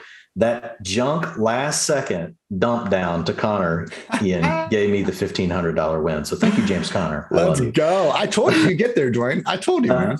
Yeah. You told me I would get there. So just had to let you know I made it. As far as, you want me to jump in the Lions here? Real quick, James Conner, just since Edmonds got benched, RB1, or not benched, got hurt, RB1, RB16, RB7, RB12, and on Monday night, the RB2. Dwayne, to your point, like the Edmonds is a great receiver. You should have just said James Conner badass. Like that would have been so much shorter. That's fair. But you have Evans out there for the receiving, but when Conner is giving you a dope one-handed catch every week and just looking great out there, yeah, I don't know how you can really take him off the field. So Conner, even if, we're ranking him closer to the RB1 borderline than we have in past weeks, if Edmonds returns, he is someone that should be in fantasy lineups of all shapes and sizes. Yeah. I would really try to way he's outside the top 24, even if we think Edmonds is back. And even if Kingsbury came out and said Edmonds is going to get his old rollback, like there's no way even in that circumstance, we wouldn't have Conner outside the top 24. I'm not starting, even if Edmonds comes back, I'm starting Conner over James Robinson. I agree. Okay. Edmonds, try to avoid starting him this week. Again, we think it's probably going to be Conner and Edmonds. Before, like he wasn't getting the goal line touches. We're on Dale Moore, starting to get some of those targets that Edmonds was seeing. Wait a week on trying to trust Edmonds with any level of confidence. Now, over to you, Dwayne. Arguably, without Hawkinson, the most disgusting fantasy situation in the league. Go off, King. I really appreciate this. Jaguars, then Giants, then Lions. I got the Jets next. Whatever, man. I have to pat myself on the back. I'm still awake. So that's because you're entertaining me, Ian. I'll keep this one quick. Hawkinson, just keep an eye on it. He missed last week with the hand injury, but if he is back, he'll be in the top 10 tight ends. Nothing else really to say. There's not an easy matchup. This guy, man, has had a brutal schedule. It's kind of like the way the Broncos running backs early in the season, like they couldn't catch a break as far as the schedule. Hawkinson's tight end schedule has been brutal. So I would not be surprised to see him actually even come out and improve again next year. There's no way somebody can have a schedule every week. He's the red lights on the Christmas tree, Ian. Like he always gets the red lights. His green lights are all out. Like he needs to get a new strand of lights. So as far as Hawkinson, though, he'll still be in the top 10 as long as he's healthy and ready to go. But the next player I do want to talk about really quick, because I dug into him more just because of, the finishes over the last couple of weeks, is really Amon-Ra St. Brown. If you look at him, here's the nice thing with him, Ian, he's actually not just playing in the slot anymore. So it's kind of similar to what we talked about with Hunter Renfrow, which I know we'll talk about more, later. Well, actually, we already hit it, but 88% of the routes he was out there, 98% the week before. But the key being is he's playing only 54% of the routes over the last 3 weeks from the slot. So that's a really positive development for him, because that opens the door to whenever they run 12, 21, because the Lions, they lead so much, they get to use these other formations besides 11 personnel so often. But the bottom line is, it's nice to see that he's getting to play Z and slot. And so that keeps him on the field. That helps insulate things. It's not a great offense, but if we look at his target shares over the last couple of weeks, Ian, 32% and 31%, targets per route run, 27% and 30%. If you look at him on third and fourth down, that's the guy Goff's looking for over these last couple of games. So not a receiver like that you're just looking for these huge games from, but I think you can look at him as a high-end wide receiver 4, low-end wide receiver 3. If we were still in bye weeks, like, he'd easily be a wide receiver 3. Yeah. Right now he's borderline wide receiver 3 just because of all the other options that are sitting there. So it is a situation, though, where I do think he continues to be probably the lead target. I mean, we've seen the Lions fool us a couple of times, but it's been rare that we've actually seen someone do it a couple of times in a row. I do think Hawkinson being out helps funnel things a little bit to him. And then also DeAndre Swift being out of the passing game is the other component. So those two things together probably also have something to do with the additional catches for Amon-Ra St. Brown. But a guy I wanted to shout out because I know a lot of folks liked him in Dynasty heading into this season. As far as the backfield goes, we'll see if we get Jamal Williams back. My guess is that we will, based on the news that we've read, but we'll just have to keep an eye on it. If he is back, even then, though, Ian, just because we have seen Godwin Igwebuike is keeping this passing down role. Last week he had it. The week before with Jamal Williams, he had it. And the other option is we get DeAndre Swift back. So I think the days of thinking that, it's Jamal Williams, it's all his backfield, like, we've seen enough data points now to just know that's not going to be the case. So really Jamal Williams is in a slightly expanded role from what we saw early in the season if Swift is out, but it's just not really a great matchup. They're 13.5-point dogs against Arizona, implied points of 17 points. Honestly, it's a situation I want to stay away from him. I've got him in the RB3, even if we hear Swift is out. There's no way he'll even be in the RB2 conversation for me this week. Jamal Williams. Cannot put him in the top 24. And Dwayne, when you're, you're in sheets all red, like the tree's on fire, man. Like, I don't think they're lights. Like, the thing is just literally on fire. It's like National Lampoons. Yeah. It's just the whole thing just went up in flames. Jets. Hopefully the cat wasn't in there. Oh my God. Getting dark now. Jets at the Dolphins, Miami 8.5-point favorites, game total at 42.5. As we talked about on the waiver pod, go get Michael Carter, not for this spot, but for his week 16 home matchup against the Jaguars. If he is not ready to return from IR with the ankle, it'll be a combination of Ty Johnson, Michael Piron, and Austin Walter. We do not want to touch that group. Also a chance that Tevin Coleman comes back with the concussion. So the only somewhat consistent takeover we've seen from this backfield was Michael Carter. I'm not convinced he's getting that in his first game back. Maybe he won't even get it in week 16, but he is someone that at least would be in the committee and would be usable in that spot. Just please try to find someone else this week. I think Carter would probably be the top guy if he's back, but probably right there around the Jamal Williams range. Not a recommended start, maybe still an RB3. Can't use these wide receivers or tight ends. Jamison Crowder will be probably the only guy I have ranked inside the top 50. Yet, we have Braxton Berrios emerging as the lead target getter and producer last week. Just realized Crowder literally doubled up Berrios' snaps. Berrios, does he have a cereal deal yet? That just makes too much sense. But Keelan Cole, the other full-time receiver, Crowder, but then they have, as a total, they have 6 wide receivers they rotate and multiple tight ends and just a horrific passing game. And I was able to kind of help quantify, I think, what we see from Zach Wilson a lot to share that causes problems. It's that the easy stuff is hard, man. So if you look at quarterbacks targeting their first read, and they're targeting a first read that is considered open by PFF, Wilson 30th among 33 qualified QBs in PFF passing grade, 32nd in QB rating, 28th in yards per attempt, and dead ass last in adjusted completion rate. So, I see the allure sometimes. That Titans game early this year, best game Wilson played, made numerous great throws downfield. I thought that performance was better than any single game Trevor Lawrence has had. The problem is just so much of this easy stuff has continued to be hard. Hopefully he can get that fixed into 2022 and beyond, because Lord knows we could use some better quarterback play from this rookie class. So that's going to wrap up the Jets.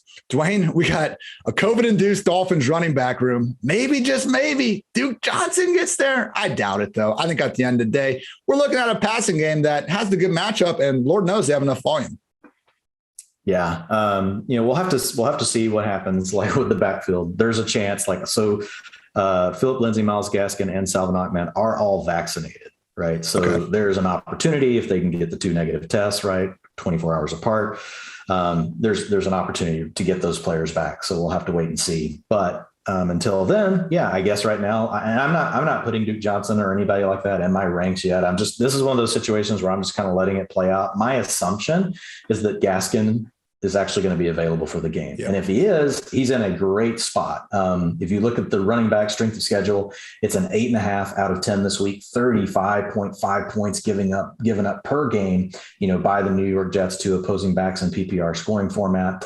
And then if you look at the Jets on a standpoint of just regulation attempts allowed per game, second most in the league, 29.2. That's, it's a lot, 30.8 over the last 6 games, which is 4th best in the league. So really it's a potential smash spot for Myles Gaskin, who really has, from a utilization perspective, pretty much taken over the backfield over the last several weeks. It hasn't always been perfect. He hasn't always come through, but this is a spot where I think that Gaskin really could come through in a big way. And if we hear that he is fully cleared and he's ready to rock, he will for sure be inside my top 24 right now. Actually right now, I've already got him. I've got him at the bottom of tier 3, Ian. So that's my RB 19.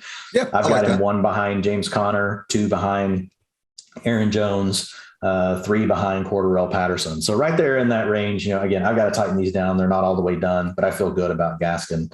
As far as the passing attack goes, Tua has got a nice matchup as well, 9.5 out of 10 on the PFF quarterback strength of schedule. So that's good. But even against the Jets, it's a negative offensive line pass blocking advantage. So we'll call it pass blocking disadvantage in this case, because what was your cool stat you had the other day, Ian? Not to put you on the spot. Yeah. So we have data. We have data going back 2006 team pass blocking grades. The only single team in a year pass blocking grade was the 2019 Dolphins than what the 2021 group currently has. So, Tua hasn't always been pretty. I know they're running an RPO like every other play, but based on that group they have at the line of scrimmage, I think he's probably performed about as well as you could hope. Yeah. So it's a tough situation in the pass blocking, but it is the Jets. So there's going to be opportunity. I do like Jalen Waddle. I do like Devonta Parker. Oh yeah. We'll just say Tua, I've got him tier 5. I got him at the top of tier 5. So once you get past like my 4th tier this week is Justin Fields, Kirk Cousins, and Taysom Hill. Again, we've got everybody back. So, the way I look at those guys, they're all low end QB1s this week, even though they'll look like they may rank slightly lower than that. We've just got several quarterbacks in spots where they can be QB1 performances this week. So I've got Tua just on the other side of that. He really starts the QB2 territory, but he's towards the top of it due to the matchup. And so that bleeds over into Jalen Waddle as well as Devonta Parker, who we got back before the bye week. But as far as Waddle goes, we've got a wide receiver cornerback matchup of 91.1. That tells you a few things. One, in order for your number to start moving up like that, Ian, that means you have to have performed. And so Jalen Waddle to this point, has put enough on tape that within the PFF grades and the way that we work these wide receiver cornerback matchups, he's looking really good against a lot of different matchups. But this is a particularly good looking spot for him. He has a top 10 score on the week there. Wide receiver strength of schedule, 7.4 out of 10. So that's going to be in the top 10 as well. It could be a situation again where we see the Dolphins run the ball a little bit more. I do like Myles Gaskin still, but remember, Miami is a pass first team all this year. They pass the ball more than the NFL average, whether they're trailing, whether they're close, whether they're leading, they're above the NFL average in all those spots. And Jalen Waddle, kind of back to a comment you made on the matchup, or actually I think it was on our recap show earlier this week, which is really just about, really augmenting, the running game, some of these teams with these short passes. And let's be honest, that's been part of what Jalen Waddle's been doing. A lot of these, he's been getting more run after the catcher lately, but a lot of these little quick short passes underneath, those are replacing running plays. And so some of these games where you see the Dolphins have 15, 16, 7 rushes, and you see Jalen Waddle have 4 or 5 catches, within 2 or 3 yards of the line of scrimmage, those are basically run plays. That adds up to like 22, 23, 24 rushing plays when it all comes together. Then you have Devonta Parker. So I've got Parker down in my tier 6, which I've got, 12 receivers in right now, but he's outside of my top 36. So he's not in my top, again, everybody back this week with all the teams playing, but he's in that 40 range. Like would it surprise me though, if Parker came up with a game where he finishes, in the top 36, and we know that he has the upside. If he scores a couple of touchdowns, he could come through as well. And we have seen Tua go his way in the past. We've actually seen games where he's heavily targeted Devonta Parker. So without Will Fuller coming back, there is a chance for Parker. As far as Mike Gesicki goes this weekend, the big thing with him Utilization has remained great. He started to come back around a little bit. I know he had a lull there after having a big boom in the middle of the season, but it's a really nice spot. Tight end strength of schedule, 7.6 out of 10. His tight end matchups of 38, and that's going to be like the fourth best on the slate this week behind Rob Gronkowski and George Kittle. So that's a good spot for Gesicki. 14.9 points given up per game by the Jets to opposing tight ends. So this is a week where you're going to be able to use most of your Dolphins players if you have any of those on your roster. Bengals at the Broncos. Denver sitting as a 1.5 point favorite. That kind of surprised me when I saw it. Game total sitting at 43.5. I know the Bengals have lost 2 straight, but really, and just as a whole in the year, we saw Burrow come back early on. They really weren't asking him to do much. He maybe didn't look that impressive. He had the Bears game. I think he got picked off on 3 straight passes. But overall in the year now, we are seeing him take a real nice second year leap. Big time throw rate has gone from 3.6% as a rookie to 6.5%.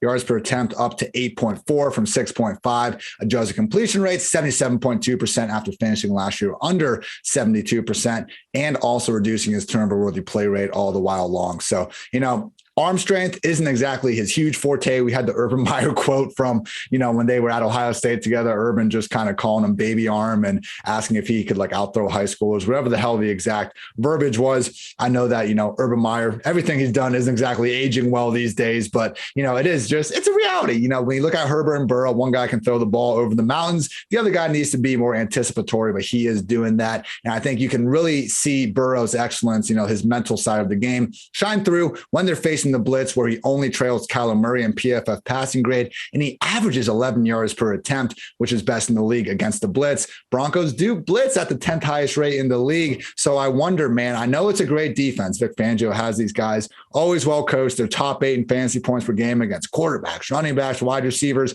and tight ends alike. But I think when Burrow is at his best, they can beat a great defense even like this. So, I wouldn't call myself the world's best bettor, but I do like the Bengals money line in this one because I just think Burrow versus Teddy is enough of a lean in Burrow's direction to make me go there. Would note that last week, just the second time all year that T. Higgins and Jamar Chase both finished in the top 24 of the wide receiver position, full PPR scoring. Dwayne, I know you brought that up kind of halfway through the year about the inability to do that. And we continue to see them never have this game where both of them and Tyler Boyd can get going. So they have never been both top 12 together in a week. It's just one of these situations where, if the Bengals are willing to use a faster pace, be a little bit more pass heavy, I think that would help them both out. But as it is, it's more of a 1A, 1B situation. And we've got to realize that, when Higgins has a great week, it's probably going to be a little bit tougher for Chase to do so as well, unless the Bengals are able to get in one of these shootouts. So keep in mind, we're still starting them, but it could be a higher ceiling in the future with a little bit better coaching. And by that, I just mean let your best players touch the ball more often. Final point, Joe Mixon, RB9 in PPR points per game. PFF projections do only have him as the RB16 this week due to those pass game issues, which is fair. But again, this is a Bengals offense that we know can put up points on just about anyone. And Mixon, to his credit, man, I just think has been good enough as a rusher to still earn auto start treatment, even if you want to rank him a little bit lower than usual. Overall, only Jonathan Taylor, AJ Dillon, and Tony Pollard have a higher PFF rushing grade than Mixon this year. Again, I get it. If you don't want to have him in your top 12, that's fine. Samaje Perine is a lot bigger threat than a lot of people realize to his pass down work. But I still think, man, it's Joe Mixon. We're looking at worst case, 18 combined carries and targets. There's just so much volume here that it's really tough for Mixon to bust. No, it's not the top 5 3-down role that we had a little bit earlier in the year before he got hurt. Still an awfully fantasy friendly role that we should continue to get behind. Now, Dwayne, with the Broncos, Javonte and Melvin, man, both balled out last week. We still continue to see the split usage. Where do you have them ranked right now? Because, we saw what happened last week when they're both going to score 2 touchdowns. It's not going to be a problem. But with no buys and everything, we able to still squeeze them in the top 24? Or are we kind of looking at more like touchdown-dependent RB3s? I've got Javonte at the bottom, they're both in tier 4, right? Okay. So again, this is a tier of players that's got 10 guys in it. And you've got a lot of split backfield type situations going on in this tier. So Javonte Williams is in the tier, Melvin Gordon's in the tier, Clyde Edwards-Helaire is in the tier. Michael Carter's tentatively in the tier. We'll have to hear what's going on with that. Miles Sanders is at the bottom of this tier. AJ Dillon in the tier, Rashad Penny's in the That's tier. That's about right. It's a group of all these guys, but Javonte I have at the top, right? Just because of what we've seen, and I have Melvin Gordon towards the top as well. I know everyone wants to bury Melvin, but I mean, when we look at it, the coaching staff has shown us over the last couple of games, I think their new idea of the way they want to use these two guys. It's still a split backfield, just like it was early in the year, but it's a little bit different now. Now the rushing attempts, primarily are going, I want to say primarily, but Melvin Gordon's leading in the rushing department, right? So 52% and 60% in his last two games. And in those games, you had Javonte get 42% and 38% of the rushing attempts. But Javonte has really taken on more of the passing down role, which I think does kind of insulate him a little bit more, no matter what happens with the game script. And this is a game where the Bengals could jump out on them, Ian, and we could see Javonte see the field a little bit more than what we're seeing with Melvin Gordon. Last week, it was a game where obviously it was a lead from beginning to end. I did go look at it by quarter, though, and there was never a point where Javonte got ahead of Melvin Gordon. It wasn't like Melvin Gordon just piled up a bunch of stats in the last quarter. It was the whole game. The first quarter, he out-touched Javonte Williams as well. But I do think that's the way they see it. Melvin Gordon probably handling, about half of the rushing attempts, maybe a little bit more. Javonte handling, 35, 45% of those, but being more involved on the passing down. So I think they both have a path. But again, this one gets a little trickier. The running back strength of schedule is solid, an 8.3 out of 10, which is going to be in the top 5 on the slate. The Bengals are giving up 24.8 points per game to opposing running backs. They're not giving up a lot of rushing attempts. So it's been more on efficiency. They've just really struggled to hold down, the backs on the few attempts they're getting, but the Bengals have done a pretty good job of getting into scripts where they lead. So part of that is what kind of drives down the opposing touches to the other backfield. But that does, again, point back to Javonte Williams, and again, those are rushing attempts, not all touches for running backs whenever I talk about the Bengals holding other teams down. So that's why I did move Javonte ahead of Melvin Gordon. I know most people just rank Javonte Williams automatically ahead of Melvin Gordon every week. There's actually a reason that you're going to see him higher in my ranks, because I think there's a chance of a trailing game script here for the Broncos. I'm kind of like you. I was a little surprised when I saw the line. As far as the passing options, there's Teddy Bridgewater. We're not going to play him, Ian. He's captain check down, leads the league in check down rate on the season at 11%. We do appreciate you, Teddy. I know, Ian, you like to talk about the big time throws. Like Teddy Bridgewater doesn't make big time throws. Never really has. Over the last 3 years, his average is 3%, 3%, 3%. So, Teddy kind of is what he is. And turnover worthy plays, guess what? He's also not that great at that, because it's basically even with his big time throws. You'd like to see like a plus, like with your big time throws versus your turnover worthy. Yeah. So these numbers aren't high compared to the NFL, but when you aren't making a bunch of big throws, it's not like you're really offsetting. It's 3.4, 3.2, 2.1%, over the last 3 years. This year, sorry, I did that weird. He's 3.2% this year.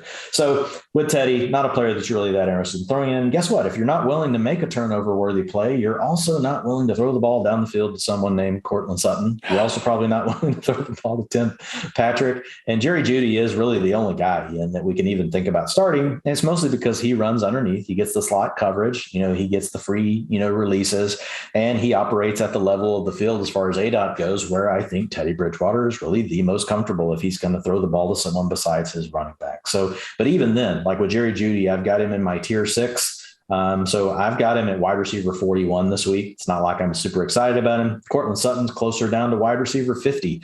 I just, I don't know, Ian. Like I still believe the talent is there for Sutton. I still believe he could come through with a big game, but mostly these guys are all just canceling each other out. I can't tell you if one of them is going to come through with a game. I don't know which one it's going to be.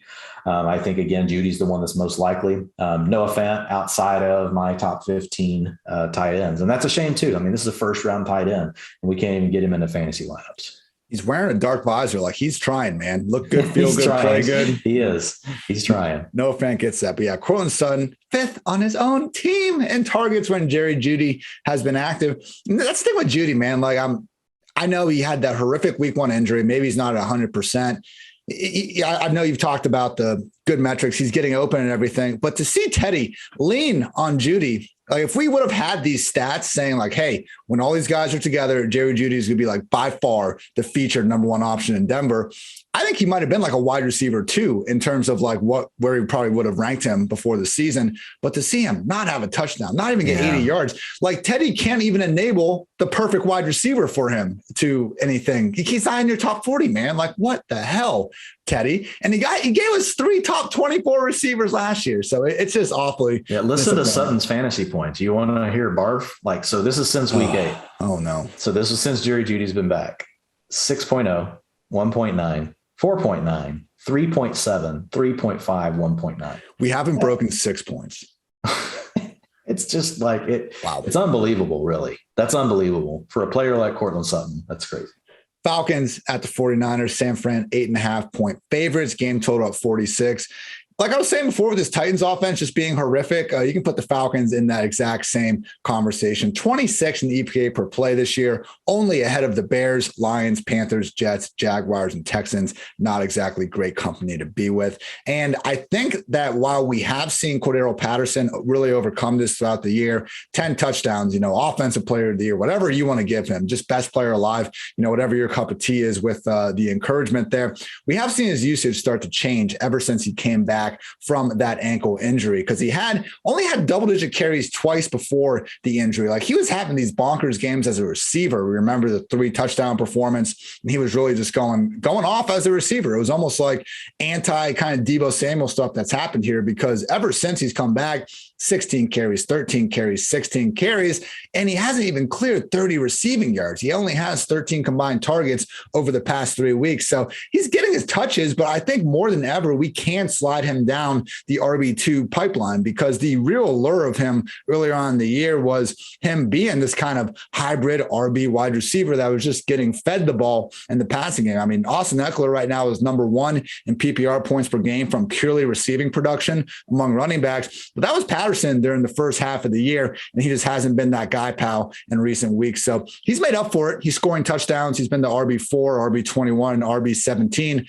over the last 3 weeks. But again, those latter 2 numbers, 21, 17, I think he should probably be a little bit closer to that area as opposed to the top 12 guy that, we were treating him as for at least a part of this season. Russell Gage, we said it, top waiver wide receiver ad of the week, and give him a little bit of slack for last week. 4 catches, 64 yards, while having to deal with shadow coverage from Stephon Gilmore. So 49ers, cornerback room, all sorts of banged up. And we have seen, similar to what you were saying about Amon-Ra St. Brown, like, yeah, we've seen some duds over the year. It is a bad offense. We're going to see that happen. But Gage has had enough consistency in recent weeks to earn wide receiver 3, maybe just, high-end wide receiver 4 treatment, depending on how things shake out with the buys. And finally, Kyle Pitts, tight end 9 last week, first time since week 7 that he finished inside the top 10. Still, we cannot get him up into the top 5, top 6 like we hoped. He's still someone that if you have him in the squad, go ahead, start him. He still continues to have the targets and have mostly the production that you would expect from a low-end tight end 1. Obviously, we were hoping it could be a bit more than a low-end tight end 1, but hopefully we'll start seeing that more in 2022. Now, Dwain, with the 49ers, got some injuries to worry about. Elijah Mitchell, did not practice at all last week, so it's not guaranteed that he's back by any stretch. I think the bigger kind of question is what to make of Deebo Samuel, because we've seen this coming on, man. And hey, Deebo's a great player. He keeps rushing for a touchdown pretty much every damn week. But that target share that made him a freaking stud early on in the year, that's gone.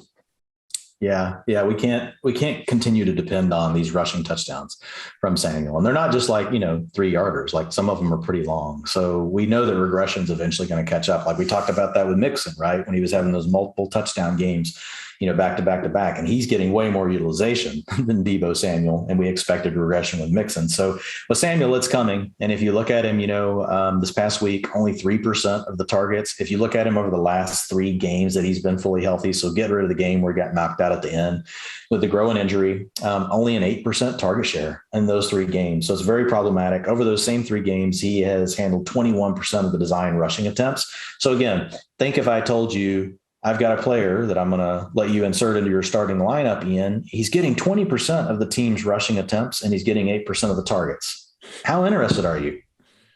I don't love it, Dwain. I don't love it. Yeah, you don't love it.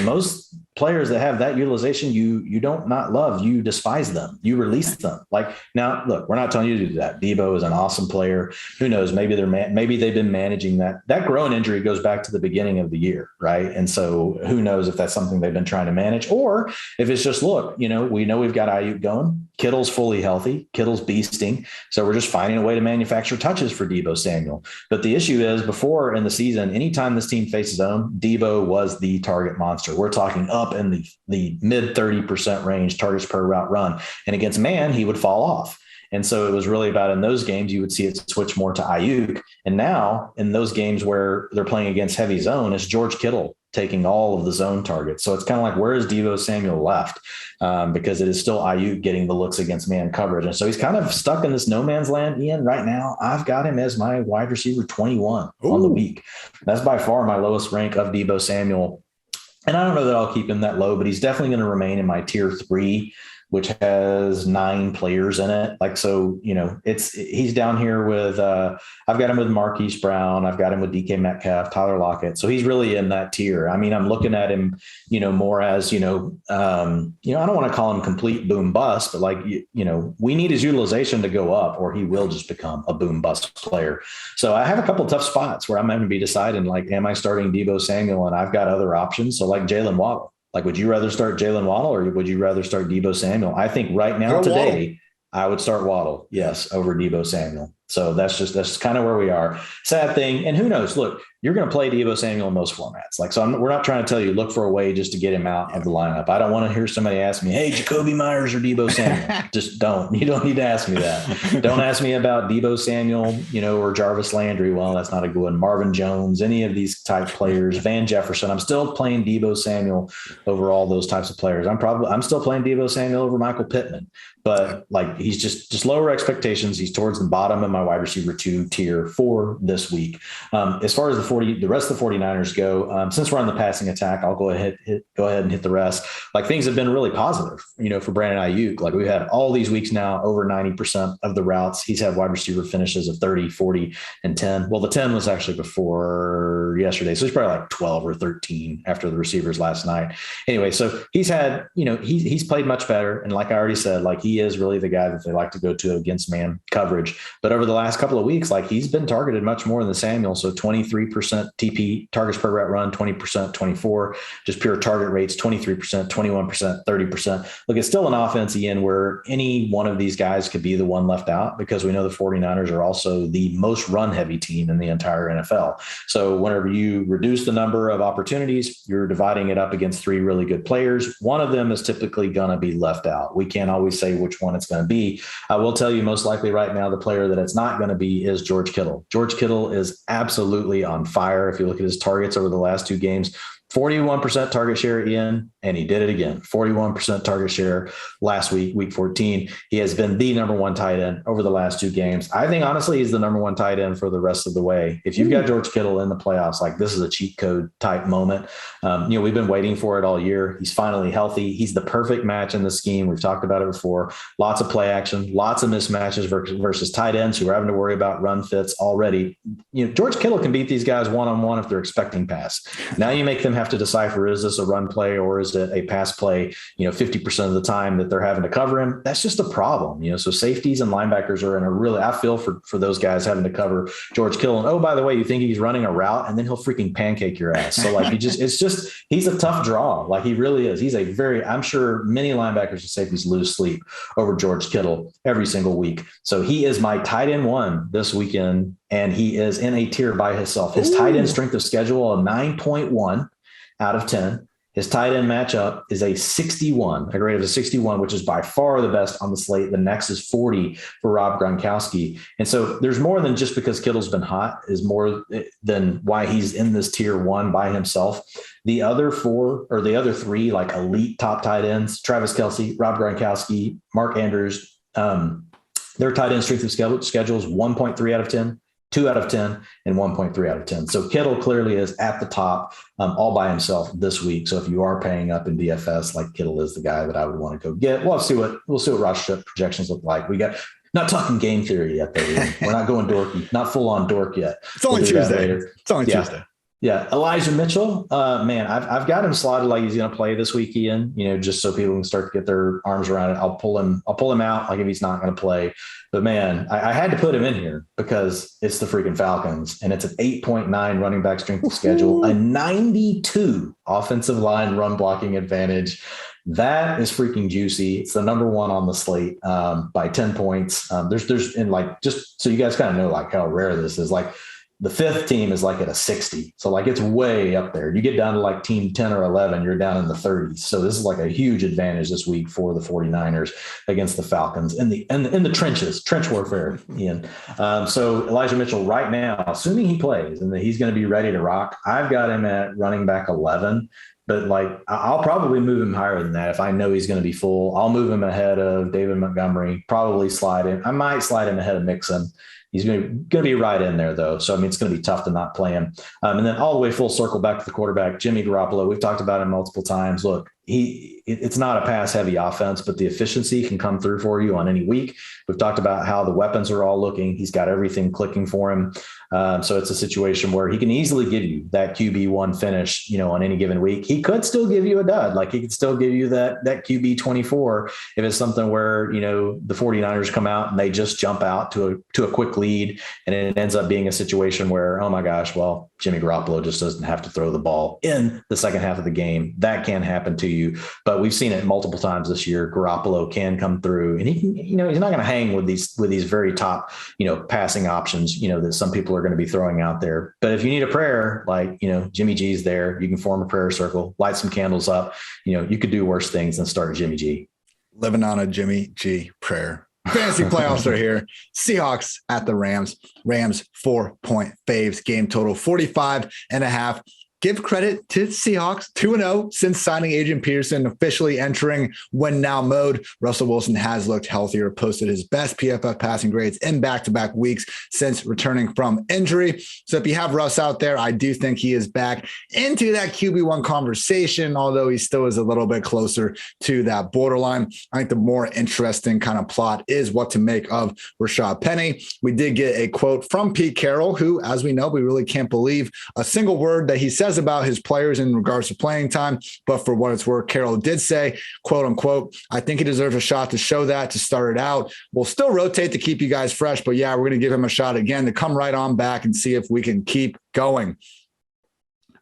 Okay, like that's not the most resounding thing I've ever heard. They're going to keep the other guys involved. And unfortunately, the other guys weren't all there last week. Adrian Peterson out with a back. Travis Homer, who's, special teams only. He's flipping into the end zone after taking a fake punt to the house. He was also out with a calf and hamstring injury. So Penny, I think he's earned low-end RB2 appeal here in this spot. Maybe he is on that borderline, and he does deserve to be the top waiver wire ad of the week. It is worth mentioning that against Aaron Donald and company, Seahawks, last four matchups, 113, 95, 136, and most recently 92 rushing yards. So we know they want to run the ball. They've had at least some success being able to do it against this group. They want Rashad Penny to be that guy. So we should at least get behind him a little bit. Just realize that we're not going to have that same sort of positive game script they saw against the Texans. And Penny doesn't have the pass down role. So he's definitely someone that's, way closer to a role. He's almost like kind of like a middle class man's Antonio Gibson. I think would be the comp I would go with. Middle class man. There we go. Yep. Not even upper or lower, just straight up middle class man's.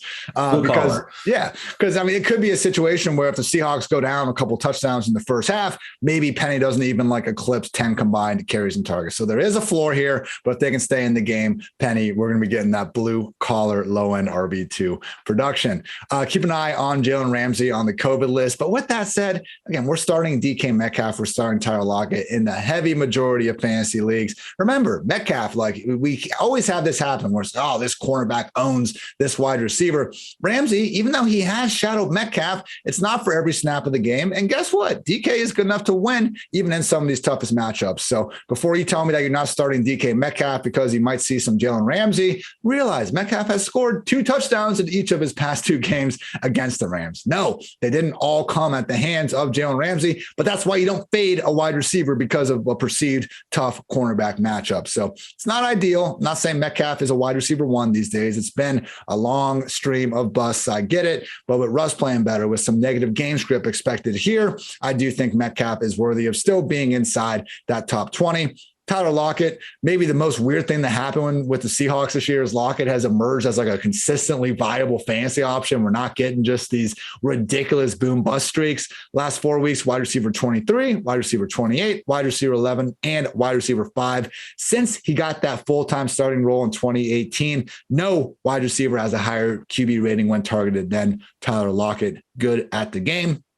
And as we brought up on the waiver pod, Gerald Everett, just 62% snaps last week. That was his lowest since his comeback from COVID. Way too much Will Dissly. Do not start Everett if you can at all help it. Seriously, do not do it, people. Please do us a favor and don't do it. I know it's a revenge game, but we can't be going down that road in the fantasy playoffs. Dwayne, the Rams, like many teams, have been impacted by COVID. OBJ, 3 touchdowns his last 3 games. He is on the COVID list, unfortunately. If he's going to be out of the picture, man, where does Van Jefferson go up to you? Because he's already emerged as a more than viable wide receiver 3. Are you starting to maybe get him inside that top 24? Or is this a situation where it's just like, maybe it just hurts the offense a little bit more than anything? No, I think, Van's going to have to move up. Again, it's going to be a tough week, right? Just because we've got a full slate of players.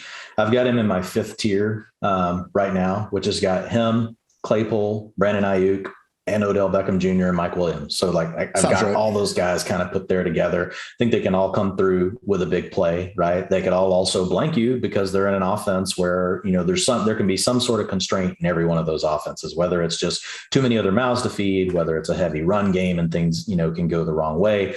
I just think that's the tier Jefferson fits into. Like if Odell Beckham Jr. is out, then I think he deserves a slight bump up the ranks. Like I might make him more of a borderline wide receiver 2 instead of more like a mid-range wide receiver 3 where I've got him right now. So we'll have to wait and see. I mean, the Rams, they're like in these intensive protocols right now, which I think basically in translation is everyone stay home and just get on the Zoom is probably what's going on right now with the Rams. I mean, you had 1, 2, 3, 4, 5, 6, 7, 8, 9 more Rams put on the COVID-19 list today. So I'm not noting a lot of defensive players. I'm not noting any notable offensive linemen or other, offensive players. Bryson Hopkins, he's out. But so he's not really a big factor either, but it's just Odell Beckham Jr. So it could be a situation though, where it opens things up, if you're missing a lot of these defenders, the Rams defense won't be as good. It could actually lead to an even higher scoring environment for the week, but it's definitely a situation we'll have to keep an eye on. And with so many people being added in, we don't know what's going to happen tomorrow with the Rams. We basically got to keep an eye on all these guys. If you're in the fantasy playoffs, most teams that have Cooper Kupp, they're in the fantasy playoffs. So that's the big thing. We just want to make sure Cooper Kupp does not end up on this list. But if we do have, multiple players out, or if we do have Beckham end up being out, that could also open the door for Tyler Higbee to move up. Still not going to get him inside the top 12 this week just because, there's so many other matchups that work out. But Tyler Higbee probably would move into more of a high end tight end 2 type option instead of really more the mid tight end 2 that he settled into over the last several weeks. We'll also have to keep an eye, is Darrell Henderson going to return, for this game? We don't know yet for sure. But if he does, I do think that it really returns to more of a split. I know the narrative continues that it's going to, hey, Sony's going to run with this thing. And who knows, maybe he will, but I don't think we can treat it that way out of the gate, Ian. So out of the gate, the way I'm going to treat this, and right now I'm assuming Darrell Henderson is going to be back and he's going to play. I've got him in tier 4. So I have moved him down into that group of running backs that I talked about earlier that are all kind of splitting things, but I would still expect Henderson to probably lead the way. Then I would say Sony really fits in that next group, right, of running backs that are on the lower end of the split, right, with these other guys. So Sony, though, again, on a full slate, I think it's really tough to find any way to play Sony, if you have Darrell Henderson active this week, unless you're really desperate, you're in a really deep format. The matchup overall, isn't superb, for LA, but it's still, it is pretty good. So, I mean, the biggest thing, and again, this comes back to how healthy is the Rams, defense as far as what they can do from the time of possession and stuff like that. But the Seahawks, they do give up the 4th most regulation rushing attempts per game at 28.5. Over the last 6 games, it's at 30.4. So there is going to be room for, fantasy points in the Rams backfield. We'll just have to see what happens. What notes do we get on the practice participation, all that kind of stuff. Matthew Stafford this weekend, I have got inside my top 8 quarterbacks, pretty much where he is every single week. I got a 6.8 out of 10 on the quarterback strength of schedule, got an offensive line pass blocking advantage of 33, which is second best on the slate, assuming all those linemen stay healthy through the COVID issues. Facing off against the Seahawks, who give up 20.9 points to opposing quarterbacks per game. So Rams, you're going to fire them all up if you've got them. The most tricky situation I really do think is the running backs, the situation. And we need a good data point on what it looks like when you have both of these guys active. And obviously if Henderson is out, Sony locked in as an RB1, 100% snaps on Monday night. You do not see that happen very often, ladies and most. Yeah, I think he will be, that's just one of those situations where he probably will grade out, right, as a low end RB1. But even though I might rank him like 13, just because there's so many guys this week that we could put up there. So it's not a stacked running back week, but there's enough good options that are all kind of similar. Fine. Either way, must start. Packers at Ravens, Green Bay 4.5-point favorite, game total of 43.5. This Baltimore cornerback room is all sorts of banged up with Humphrey and Peters done for the year. They got Jimmy Smith, PFF's 67th highest graded corner. He missed last week because of a birth of his child, I believe. So congrats to the Smith family, but he just hasn't been that great this year on the football field, which is what we're focusing on. Chris Westry tied for 102nd. Tavon Young tied for 102nd. Anthony Everett tied for 105th. So Aaron Rodgers and company should be able to throw to their heart's desires as long as they can protect him. We have seen Rodgers have the single largest yards per attempt drop off from working in a clean pocket to when he's pressured this year. At the same time, man, there was a portion of this year where the Packers really looked more like their 2019 offense as opposed to 2020. Still very good, but not like the class of the league by any stretch like they were last year. But these last 3 weeks, man, they've really started to resemble that group more and more. 31, 36, and most recently 45 points from this offense. So Rodgers and company really starting to click. And obviously it's scary when they are able to do just that. So Rodgers, where do you have him, Dwayne? If you have Stafford 8, you got to have Rodgers ahead of him. QB 7? Right now I've got him in the same tier. I've got Rodgers 1 behind him, but again, I haven't tightened them down. So it's look, I'd be fine playing either one of these guys. I don't necessarily think Rodgers outscores Stafford. I think they belong in the same tier. I like them both a lot. Fine. That's what I'm saying. So Dwayne hates Aaron Rodgers, but anyway, moving on. All I know is Aaron Rodgers has a hurt toe. I'm sure of that. I think I've heard that a few times from Aaron himself. Just a couple times. I've noticed it on the old Twitter sphere. We all know what we got in Devontae Adams, and that is one of the best wide receivers in real life and fantasy football alike. Don't be surprised if he just, takes, again, this banged up cornerback room to the woodshed. It's just tough after that. I mean, we have MVS, but it was Lazard last week who had the game. Without having Cobb, it is a little bit more condensed. So if you do need a flex option, there's worse guys to have than Lazard, than MVS, guys that could be Rodgers' number 2 pass game option during any given week. The problem is we still have multiple tight ends involved, Aaron Jones, AJ Dillon. We just don't really know who it's going to be on a week-to-week basis. So Lazard, MVS, I think they could both be ranked inside the top 50, but once we start actually trying to move them ahead of some of the guys in the wide receiver 3 range, it proves to be more difficult. I continue to lean a little bit more towards MVS. We know he racks up all sorts of air yards more weeks than not. And then with this backfield, weird game script. We saw Rodgers and company. They got behind early, on some of those, not fluky, but just long touchdowns from the Bears. Rodgers ended up having to throw the ball a little bit more, I think, than we would have expected, just looking at the final score. And then they got to the fourth quarter where, as the ringers, Danny Kelly has pointed out, he's been on this pod several times, obviously one of the best fantasy minds in the industry, but he just made the point that onside kicks are getting recovered at a ridiculously high rate this year, it seems like. So the Packers only had one fourth quarter possession in that game on Sunday night, and Dillon wound up out touching Jones 6-1 on that one drive. So when you see the 15 carries versus 5, I think it was just a little bit weirdly game script related. So Jones got his 2 touchdowns. I would still rank Jones ahead of Dillon despite that touch discrepancy, because Jones is the one getting that fantasy friendly pass down work. Now we need to worry about Dillon not getting any of that. So, hey, this offense is good enough where,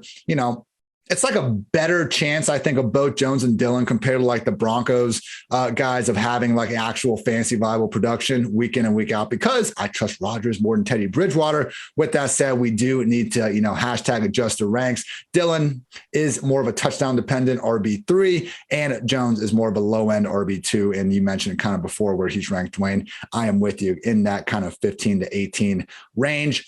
And I think that is about it. Moving on to the Ravens, it sounds like Lamar Jackson. Well, real quick on the Packers. So I did dig into that, and so I do think this AJ Dillon thing is real, like because we saw it the week before as well. So I think he's going to handle it. I think it's going to be kind of like, I think you gave a good comp. I think he's basically Melvin Gordon now in this offense.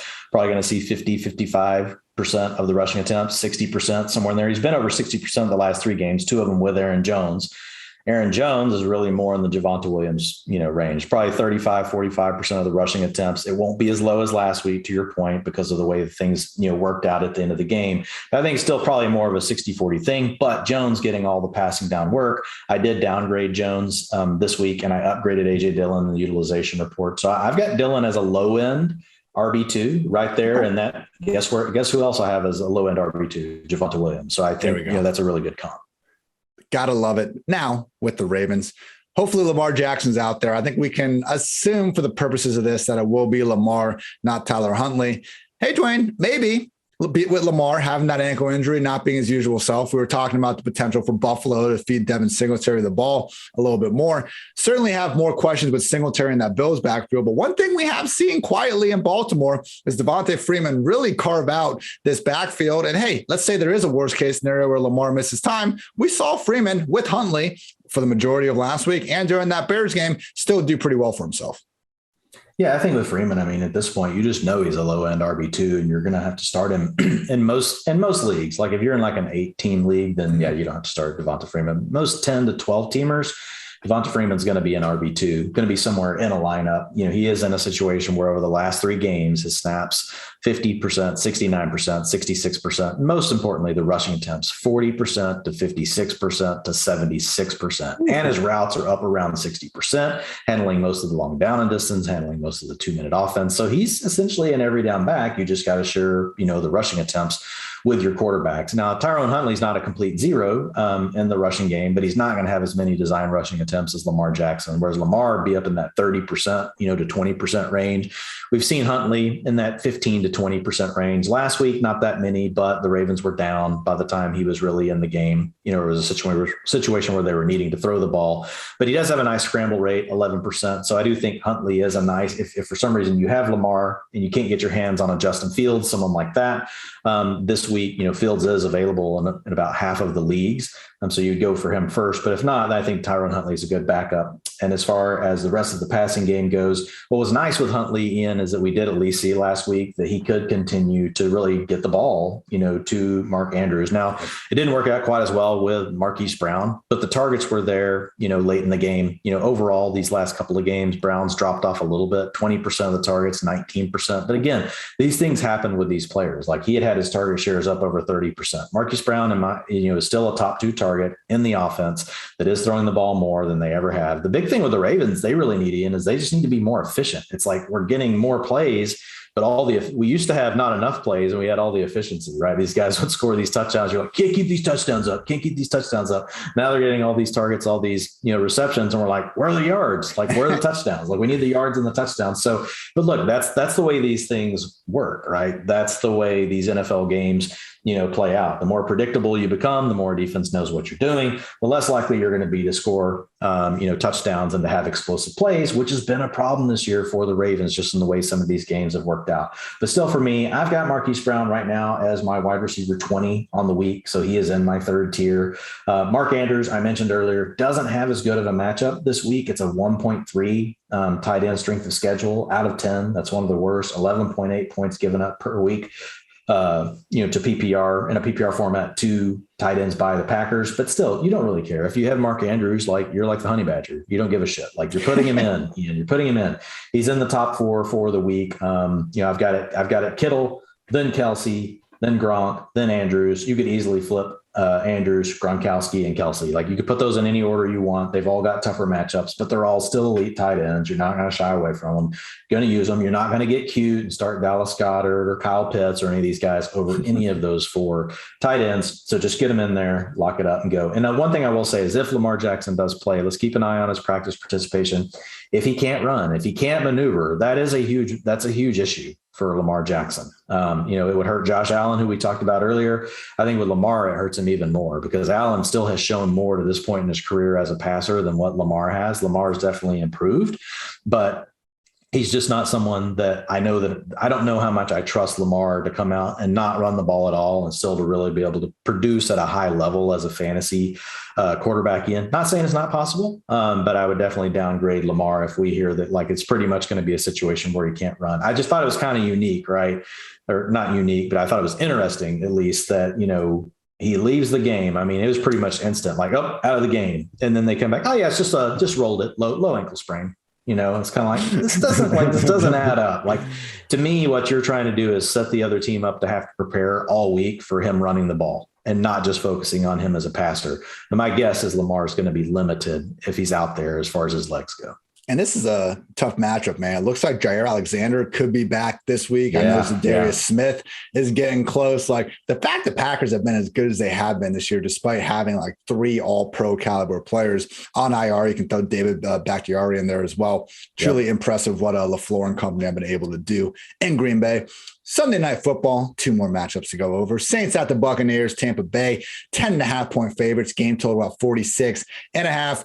Taysom Hill continues to rack up the QB1 performances, 6 for 6 in his young career. He's facing a Buccaneers defense that, yes, they are very good against the run, but they haven't quite been that same buzzsaw we saw in the first 2 months of the season. Josh Allen did just go for 109 yards and a score, but we do need to keep in mind, like Dwayne just said, Josh Allen, very good passer. Taysom Hill, not a very good passer, to put it kindly. So you do kind of wonder, like, what's going to happen if Tampa Bay just says, hey, we're putting 9 guys in the box and, good luck throwing it over our heads. We'll take those chances. So I do see the allure of ranking some of these guys, kind of on the QB1 borderline ahead of Taysom. At the same time, man, it's awfully tough to fade the potential to see 10 to 12 rush attempts each and every week. And at least, whether it has been a little fluky, I think, the Deontay Harris long catch and run, but hasn't been completely unable to throw the ball downfield. I mean, pretty close, but not completely unable. So I do think that he is probably going to wind up in my QB1 ranks. And, when I'm nervous about something, when I'm nervous about a rank, when I don't want to sound stupid on the podcast, what I usually do is I go to PFF.com. I look at resident ranking expert Nathan Yonke's ranks to see where he's got him. And Nathan does have Taysom as his QB10 this week. So we'll continue to monitor that, see what's really going on in the Saints offense. Maybe we can get a weapon or 2 back. But yeah, Taysom Hill, you might not like it, but he does seem to inevitably finish as a QB1 each and every week.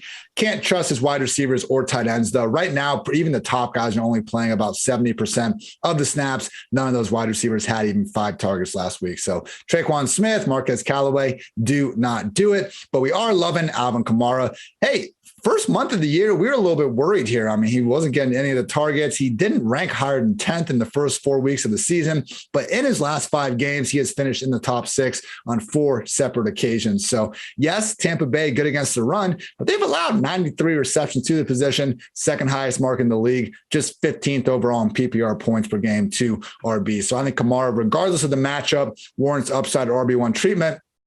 And this is something that the Saints realized when they faced the Buccaneers. Like week 8, Kamara only caught 3 passes.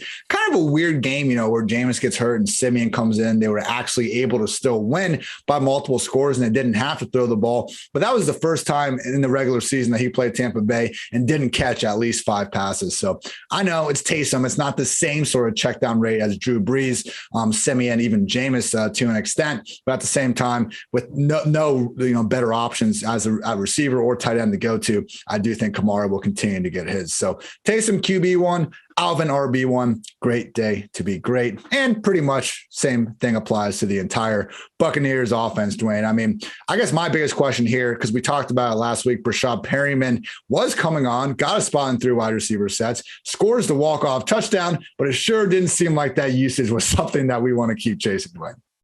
Yeah, no, it totally fell off. His routes went from 90% to 36%. So you just can't really use it. And it's probably matchup induced, because Tyler Johnson is really more like along the lines of a Chris Godwin, right? Rashad Perriman is really more along the lines of a Mike Evans. So, for example, if Evans went down, Perriman would probably see a lot of time. Chris Godwin went down, Tyler Johnson would see more time. Theoretically, Jalen Darden was supposed to be the Antonio Brown. But anyway, we'll just leave that one alone. So, yeah, as far as the rest of these guys, though, like they're all studs. Chris Godwin has been absolutely on fire over the last several weeks. And what's nice about Godwin is we've just really seen him develop his game against man over the last couple of years. Not the guy targeted, against man. And this last, as far as this season goes, he is the most targeted Buccaneer player whenever they face against man coverage. His targets per route run, 26%. Whereas really these last couple of years, like it was down in the 18, 19% range. So nice to see Godwin kind of take that step forward. He is getting to operate more from the slot here lately. They're moving him around more. He is operating more outside at first whenever Antonio Brown was gone. So he's really just getting to see more favorable matchups. Obviously, Mike Evans still playing, well, and you're not going to bench him. He was actually the wide receiver 6 last week, whereas you had Godwin at wide receiver 9. Again, I haven't added in the Monday night stuff, so those are probably slightly off. But anyway, you get it. They're both top options, just like you said, Ian. In a good spot, 82.9 wide receiver cornerback matchup for Godwin, and it is a little tougher for Evans. He's probably going to see Lattimore a little bit more. We have seen Lattimore be problematic, but again, we don't completely just fade a player just because of a matchup. But it's a 62.8 wide receiver cornerback matchup grade. So still going to have Godwin inside of and Evans both. See right now, I've got Godwin inside my top 8, and then I've got Evans inside my top 16. So I do have Godwin slightly ahead, but Evans is not a guy that in most formats there's no way. Actually, I would say all formats, there's no way you're not going to have Mike Evans in your lineup. You're going to roll with it. I already talked about Gronk a little bit earlier when I was talking about some of the other tight ends, but it is, just in case somebody, is coming to this specific spot to hear about the Buccaneers, there's a little bit of a downgrade for Gronk, but even so, still in the top 4 tight ends this week. He's in my tier 2 with Kelsey and Andrews. And like I said before, you can put those guys in the order that you want, that you prefer. All elite tight ends, but as far as the tight end strength of schedule this week, it's a 2 out of 10 for Gronkowski against the Saints. Then talking about the running backs, Leonard Fournette, this is a tough matchup for him as well, a 2.9 out of 10, which is why he wasn't in tier 1 for me this week, but he's at the very top of my tier 2 backs. I've got Najee Harris, then Leonard Fournette. And if you look at it from a standpoint of overall, I've still got Leonard Fournette inside my top 6. We did see Gio Bernard leave the game last week. Didn't really matter. He's already taken over this every down role. But Fournette, man, it's just like this is a guy I missed on, Ian. I did not draft any Leonard Fournette. So it's like I've been thinking through what's the lesson, with this. And I think it's just former first round pick on a really good team. I know it's just kind of like this isn't super scientific, but as a player that we know has talent, and the situation is one thing when the season starts, but there's so many unknowns that are going to play out in a season, right? And there's all these different variables that we can't predict. There's so much if this, then that, all this kind of stuff, which in a week to week, that's what we do. We break those situations down for people to help them make the best decision in the week. But if you're looking out at a season, that's kind of my mental note. And so I want to kind of think through that some more. Maybe that's something we'll talk about some more off air, but Leonard Fournette, players like that, I gotta remember these guys that have that first round talent and they land in a really good situation, even though at the first of the year, it may look like a complete mess. It's this running back by committee that you don't want to touch if the price is right. And Fournette's price was typically between around 8 and 10. And most of the drafts I was doing with highly competitive drafts, that was doable. You could have worked Leonard Fournette on several rosters, and I have him on 0 out of about 30 teams that I have going. That's not including best ball, where I think I maybe own him once or twice. That's another 30 drafts or so, maybe more. I don't know. Don't want to talk about it. But I missed on Fournette. But anyway, besides me just lamenting that, even though the matchup is tough, the spread's 10.5. So the Bucs are heavy favorites. That means there's going to be plenty of opportunity for Fournette to get going. Now the Bucs are pass heavy. So even in games where they run the ball more, it's not like a team, that like the 49ers, right? They're not going to come out and run the ball 55, 60% of the time. A run heavy game from the Bucs is they run the ball 40%. 45% max, but still there's going to be enough touches to go around for Fournette. And we know he gets involved in that passing game out there for all the long down and distance work, most of the 2-minute offense. It is interesting. Gio was getting a little more of that work last week. Early in the game, there was probably some sort of mismatch or something they were looking IR, at. though. Down. Do what? IR, Gio. All the way IR. Yeah. All So I knew he had been hurt. So, but I just thought that was kind of interesting that he even had any of that role because Fournette has just really taken it over. So doesn't really matter though. Fournette's going to be out there.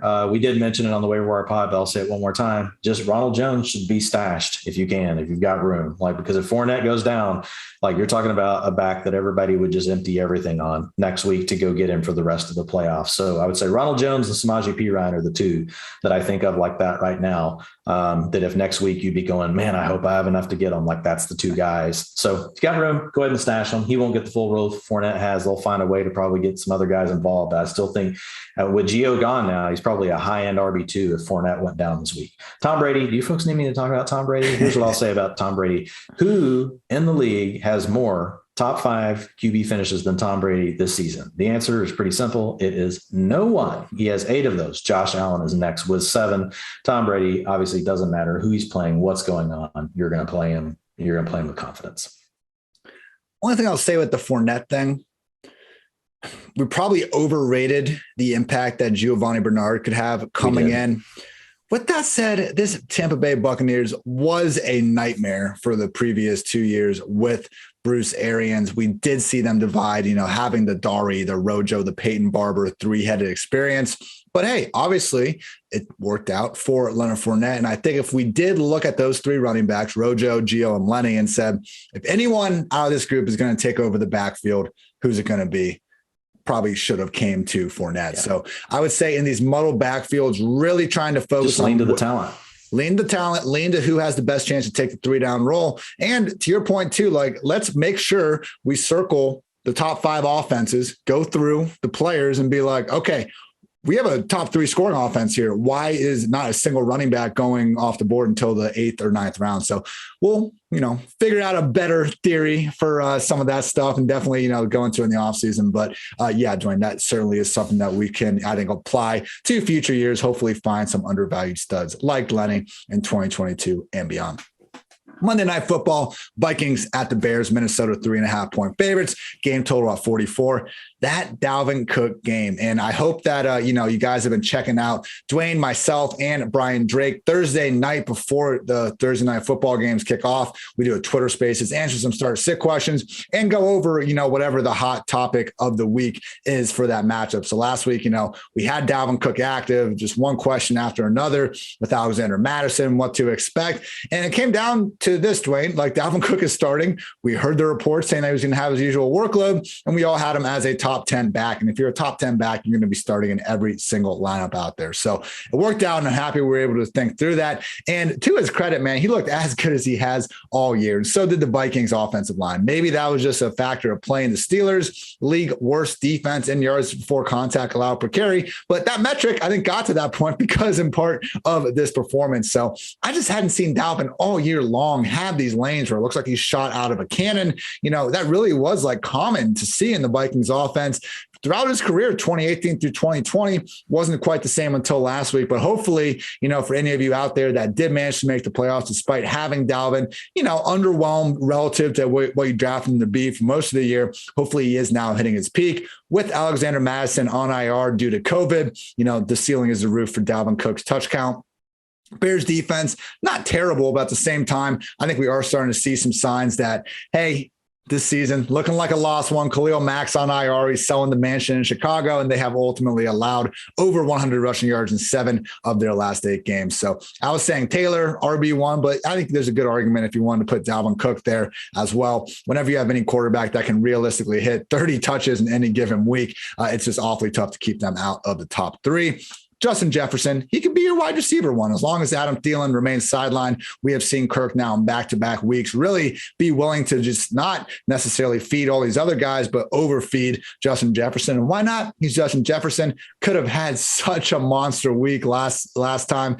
I attributed more of those issues to Jefferson. They weren't egregious drops. We've seen worse from Jamar Chase and some other people throughout the year. But man, just fingertips on 2 or 3 long balls. Nobody had more unrealized air yards and week 14 than Jefferson, but fully expect him to bounce back. The question is, can the Vikings keep Kirk clean enough to enable these other guys? So Adam Thielen, if he's healthy enough, good to go. No workload questions. He's going to be, our low end wide receiver 2, maybe borderline that you're trying to get in there because all the guy knows how to do is score touchdowns.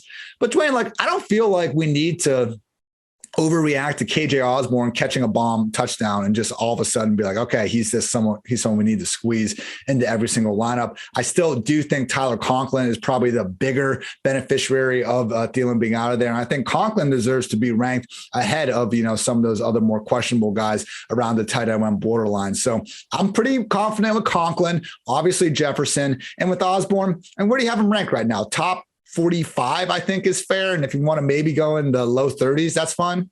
I've got Conklin in my top 12 tight ends. And then Osborne right now, I was doing a search. Yeah, I've got him. He's outside of my top 36. He is actually right now, he is in the low 40s. There we go. Right, nailed it. Look at me. Just Jedi mind tricks going on the PFF Fantasy Football Podcast. Final notes, just with Kirk Cousins. Truly, if the Bears cannot pressure this guy, look out. 4th in PFF passing grade from a clean pocket, 3rd in QB rating, 8th in yards per attempt. You can talk about the primetime game record, the lack of overall playoff success, this and that. Few quarterbacks sling that thing better from a clean pocket than Kirk Cousins. So Jefferson, Dalvin, Conklin, get them in those lineups. Osborne's still fine. Just don't be freaking out. And, don't underestimate the Vikings just really having their way with the Bears here. This cool stat I like to put together from time to time. I've seen it used a lot more in the college football world than NFL, but it's havoc, which is tackles for a loss or no gain, forced fumbles, interceptions, pass breakups, and pressures divided by plays. Bottom 7 defenses in this metric this year. Falcons and Lions tied for dead last. And you got the Seahawks, Eagles, Vikings, Chargers, and the Bears. So they don't really, you think of the Bears as just this really just tough defense. But when you take Mac out of that picture, you look at some of the losses they've had in their secondary over the past few years, letting guys get away. And they really are not this, sort of typical Bears defense that I think going to Soldier Field in December that we'd be a lot more worried about in past years. So feel good about this Vikings offense coming off a really, really good first half performance against the Steelers. Hopefully better things to come in this must-win matchup. Now, Dwain, we got Justin Fields hitting his stride, running more. Dave Montgomery is doing his thing. Can we get behind any of these pass game options, though, because it continues to just be so rough? Right when we get Allen Robinson back, we got Demir Byrd, Jakeem Grant going off, anything to make out of these wide receiver and tight end groups. Yeah, let's start with Fields. For Fields, the thing you got to note is so throw week 11 out, right? Because he was injured in that game. That's where he hurt his ribs. If you look at week 8, week 9, and week 14, his finishes have been QB3, QB9, and QB8. So Justin Fields is a low-end QB1. I prefer him over Taysom Hill the rest of the way, if you just look at his matchups and everything else. And I think that Fields is just, look, he can be more adaptive to a game script. If they need to toss the ball around and you want to open up potential upside, I think when you look at Fields, he has that upside to hit the QB1 overall, right? Because he could throw for 300 yards, he could run for 100, that type of thing. You just don't get quite that upside with Taysom Hill, despite the fact that their floors are pretty similar.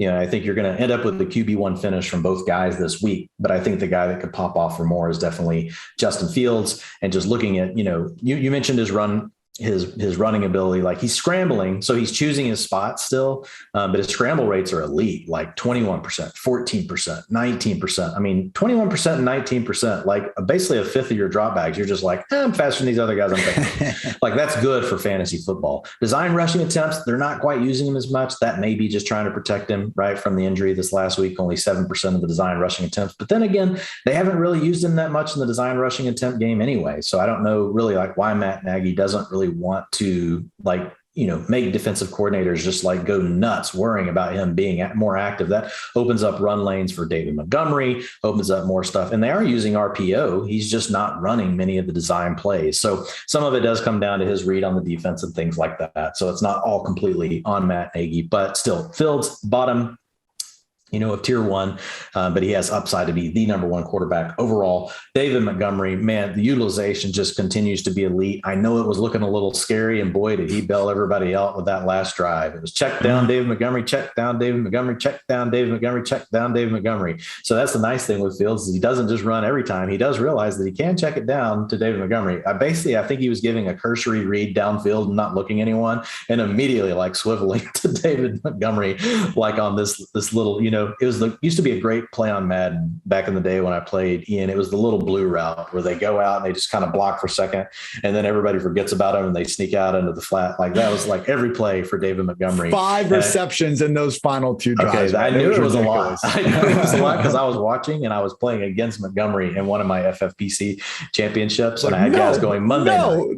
Yeah, exactly. But I got him back. I got him back because I had James Conner. So yes. I basically returned the favor.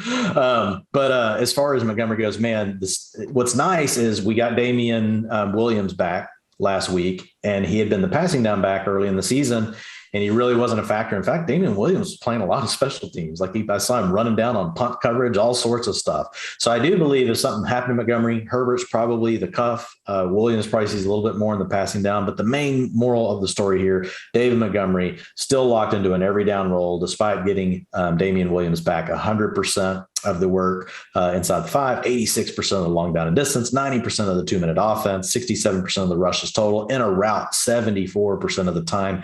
That is elite. That is up there in the Alvin Kamara type ranges. Not quite the talent as a Kamara, but the volume is there for David Montgomery. And he's in a spot where, it's got a couple tough matchups, but like just the volume is going to be too good to avoid. The Minnesota matchup, though, doesn't really scare me. It's a 6.3 out of 10 running back strength of schedule. They're giving up 23.1 points to opposing running backs, which is a little bit below average, if you look at all the options on the slate. But again, Montgomery is getting so much work, you're going to lock him in. He is an RB1 this week. I've got him in my tier 2 of back, so that's going to put him inside my top 11 for the week.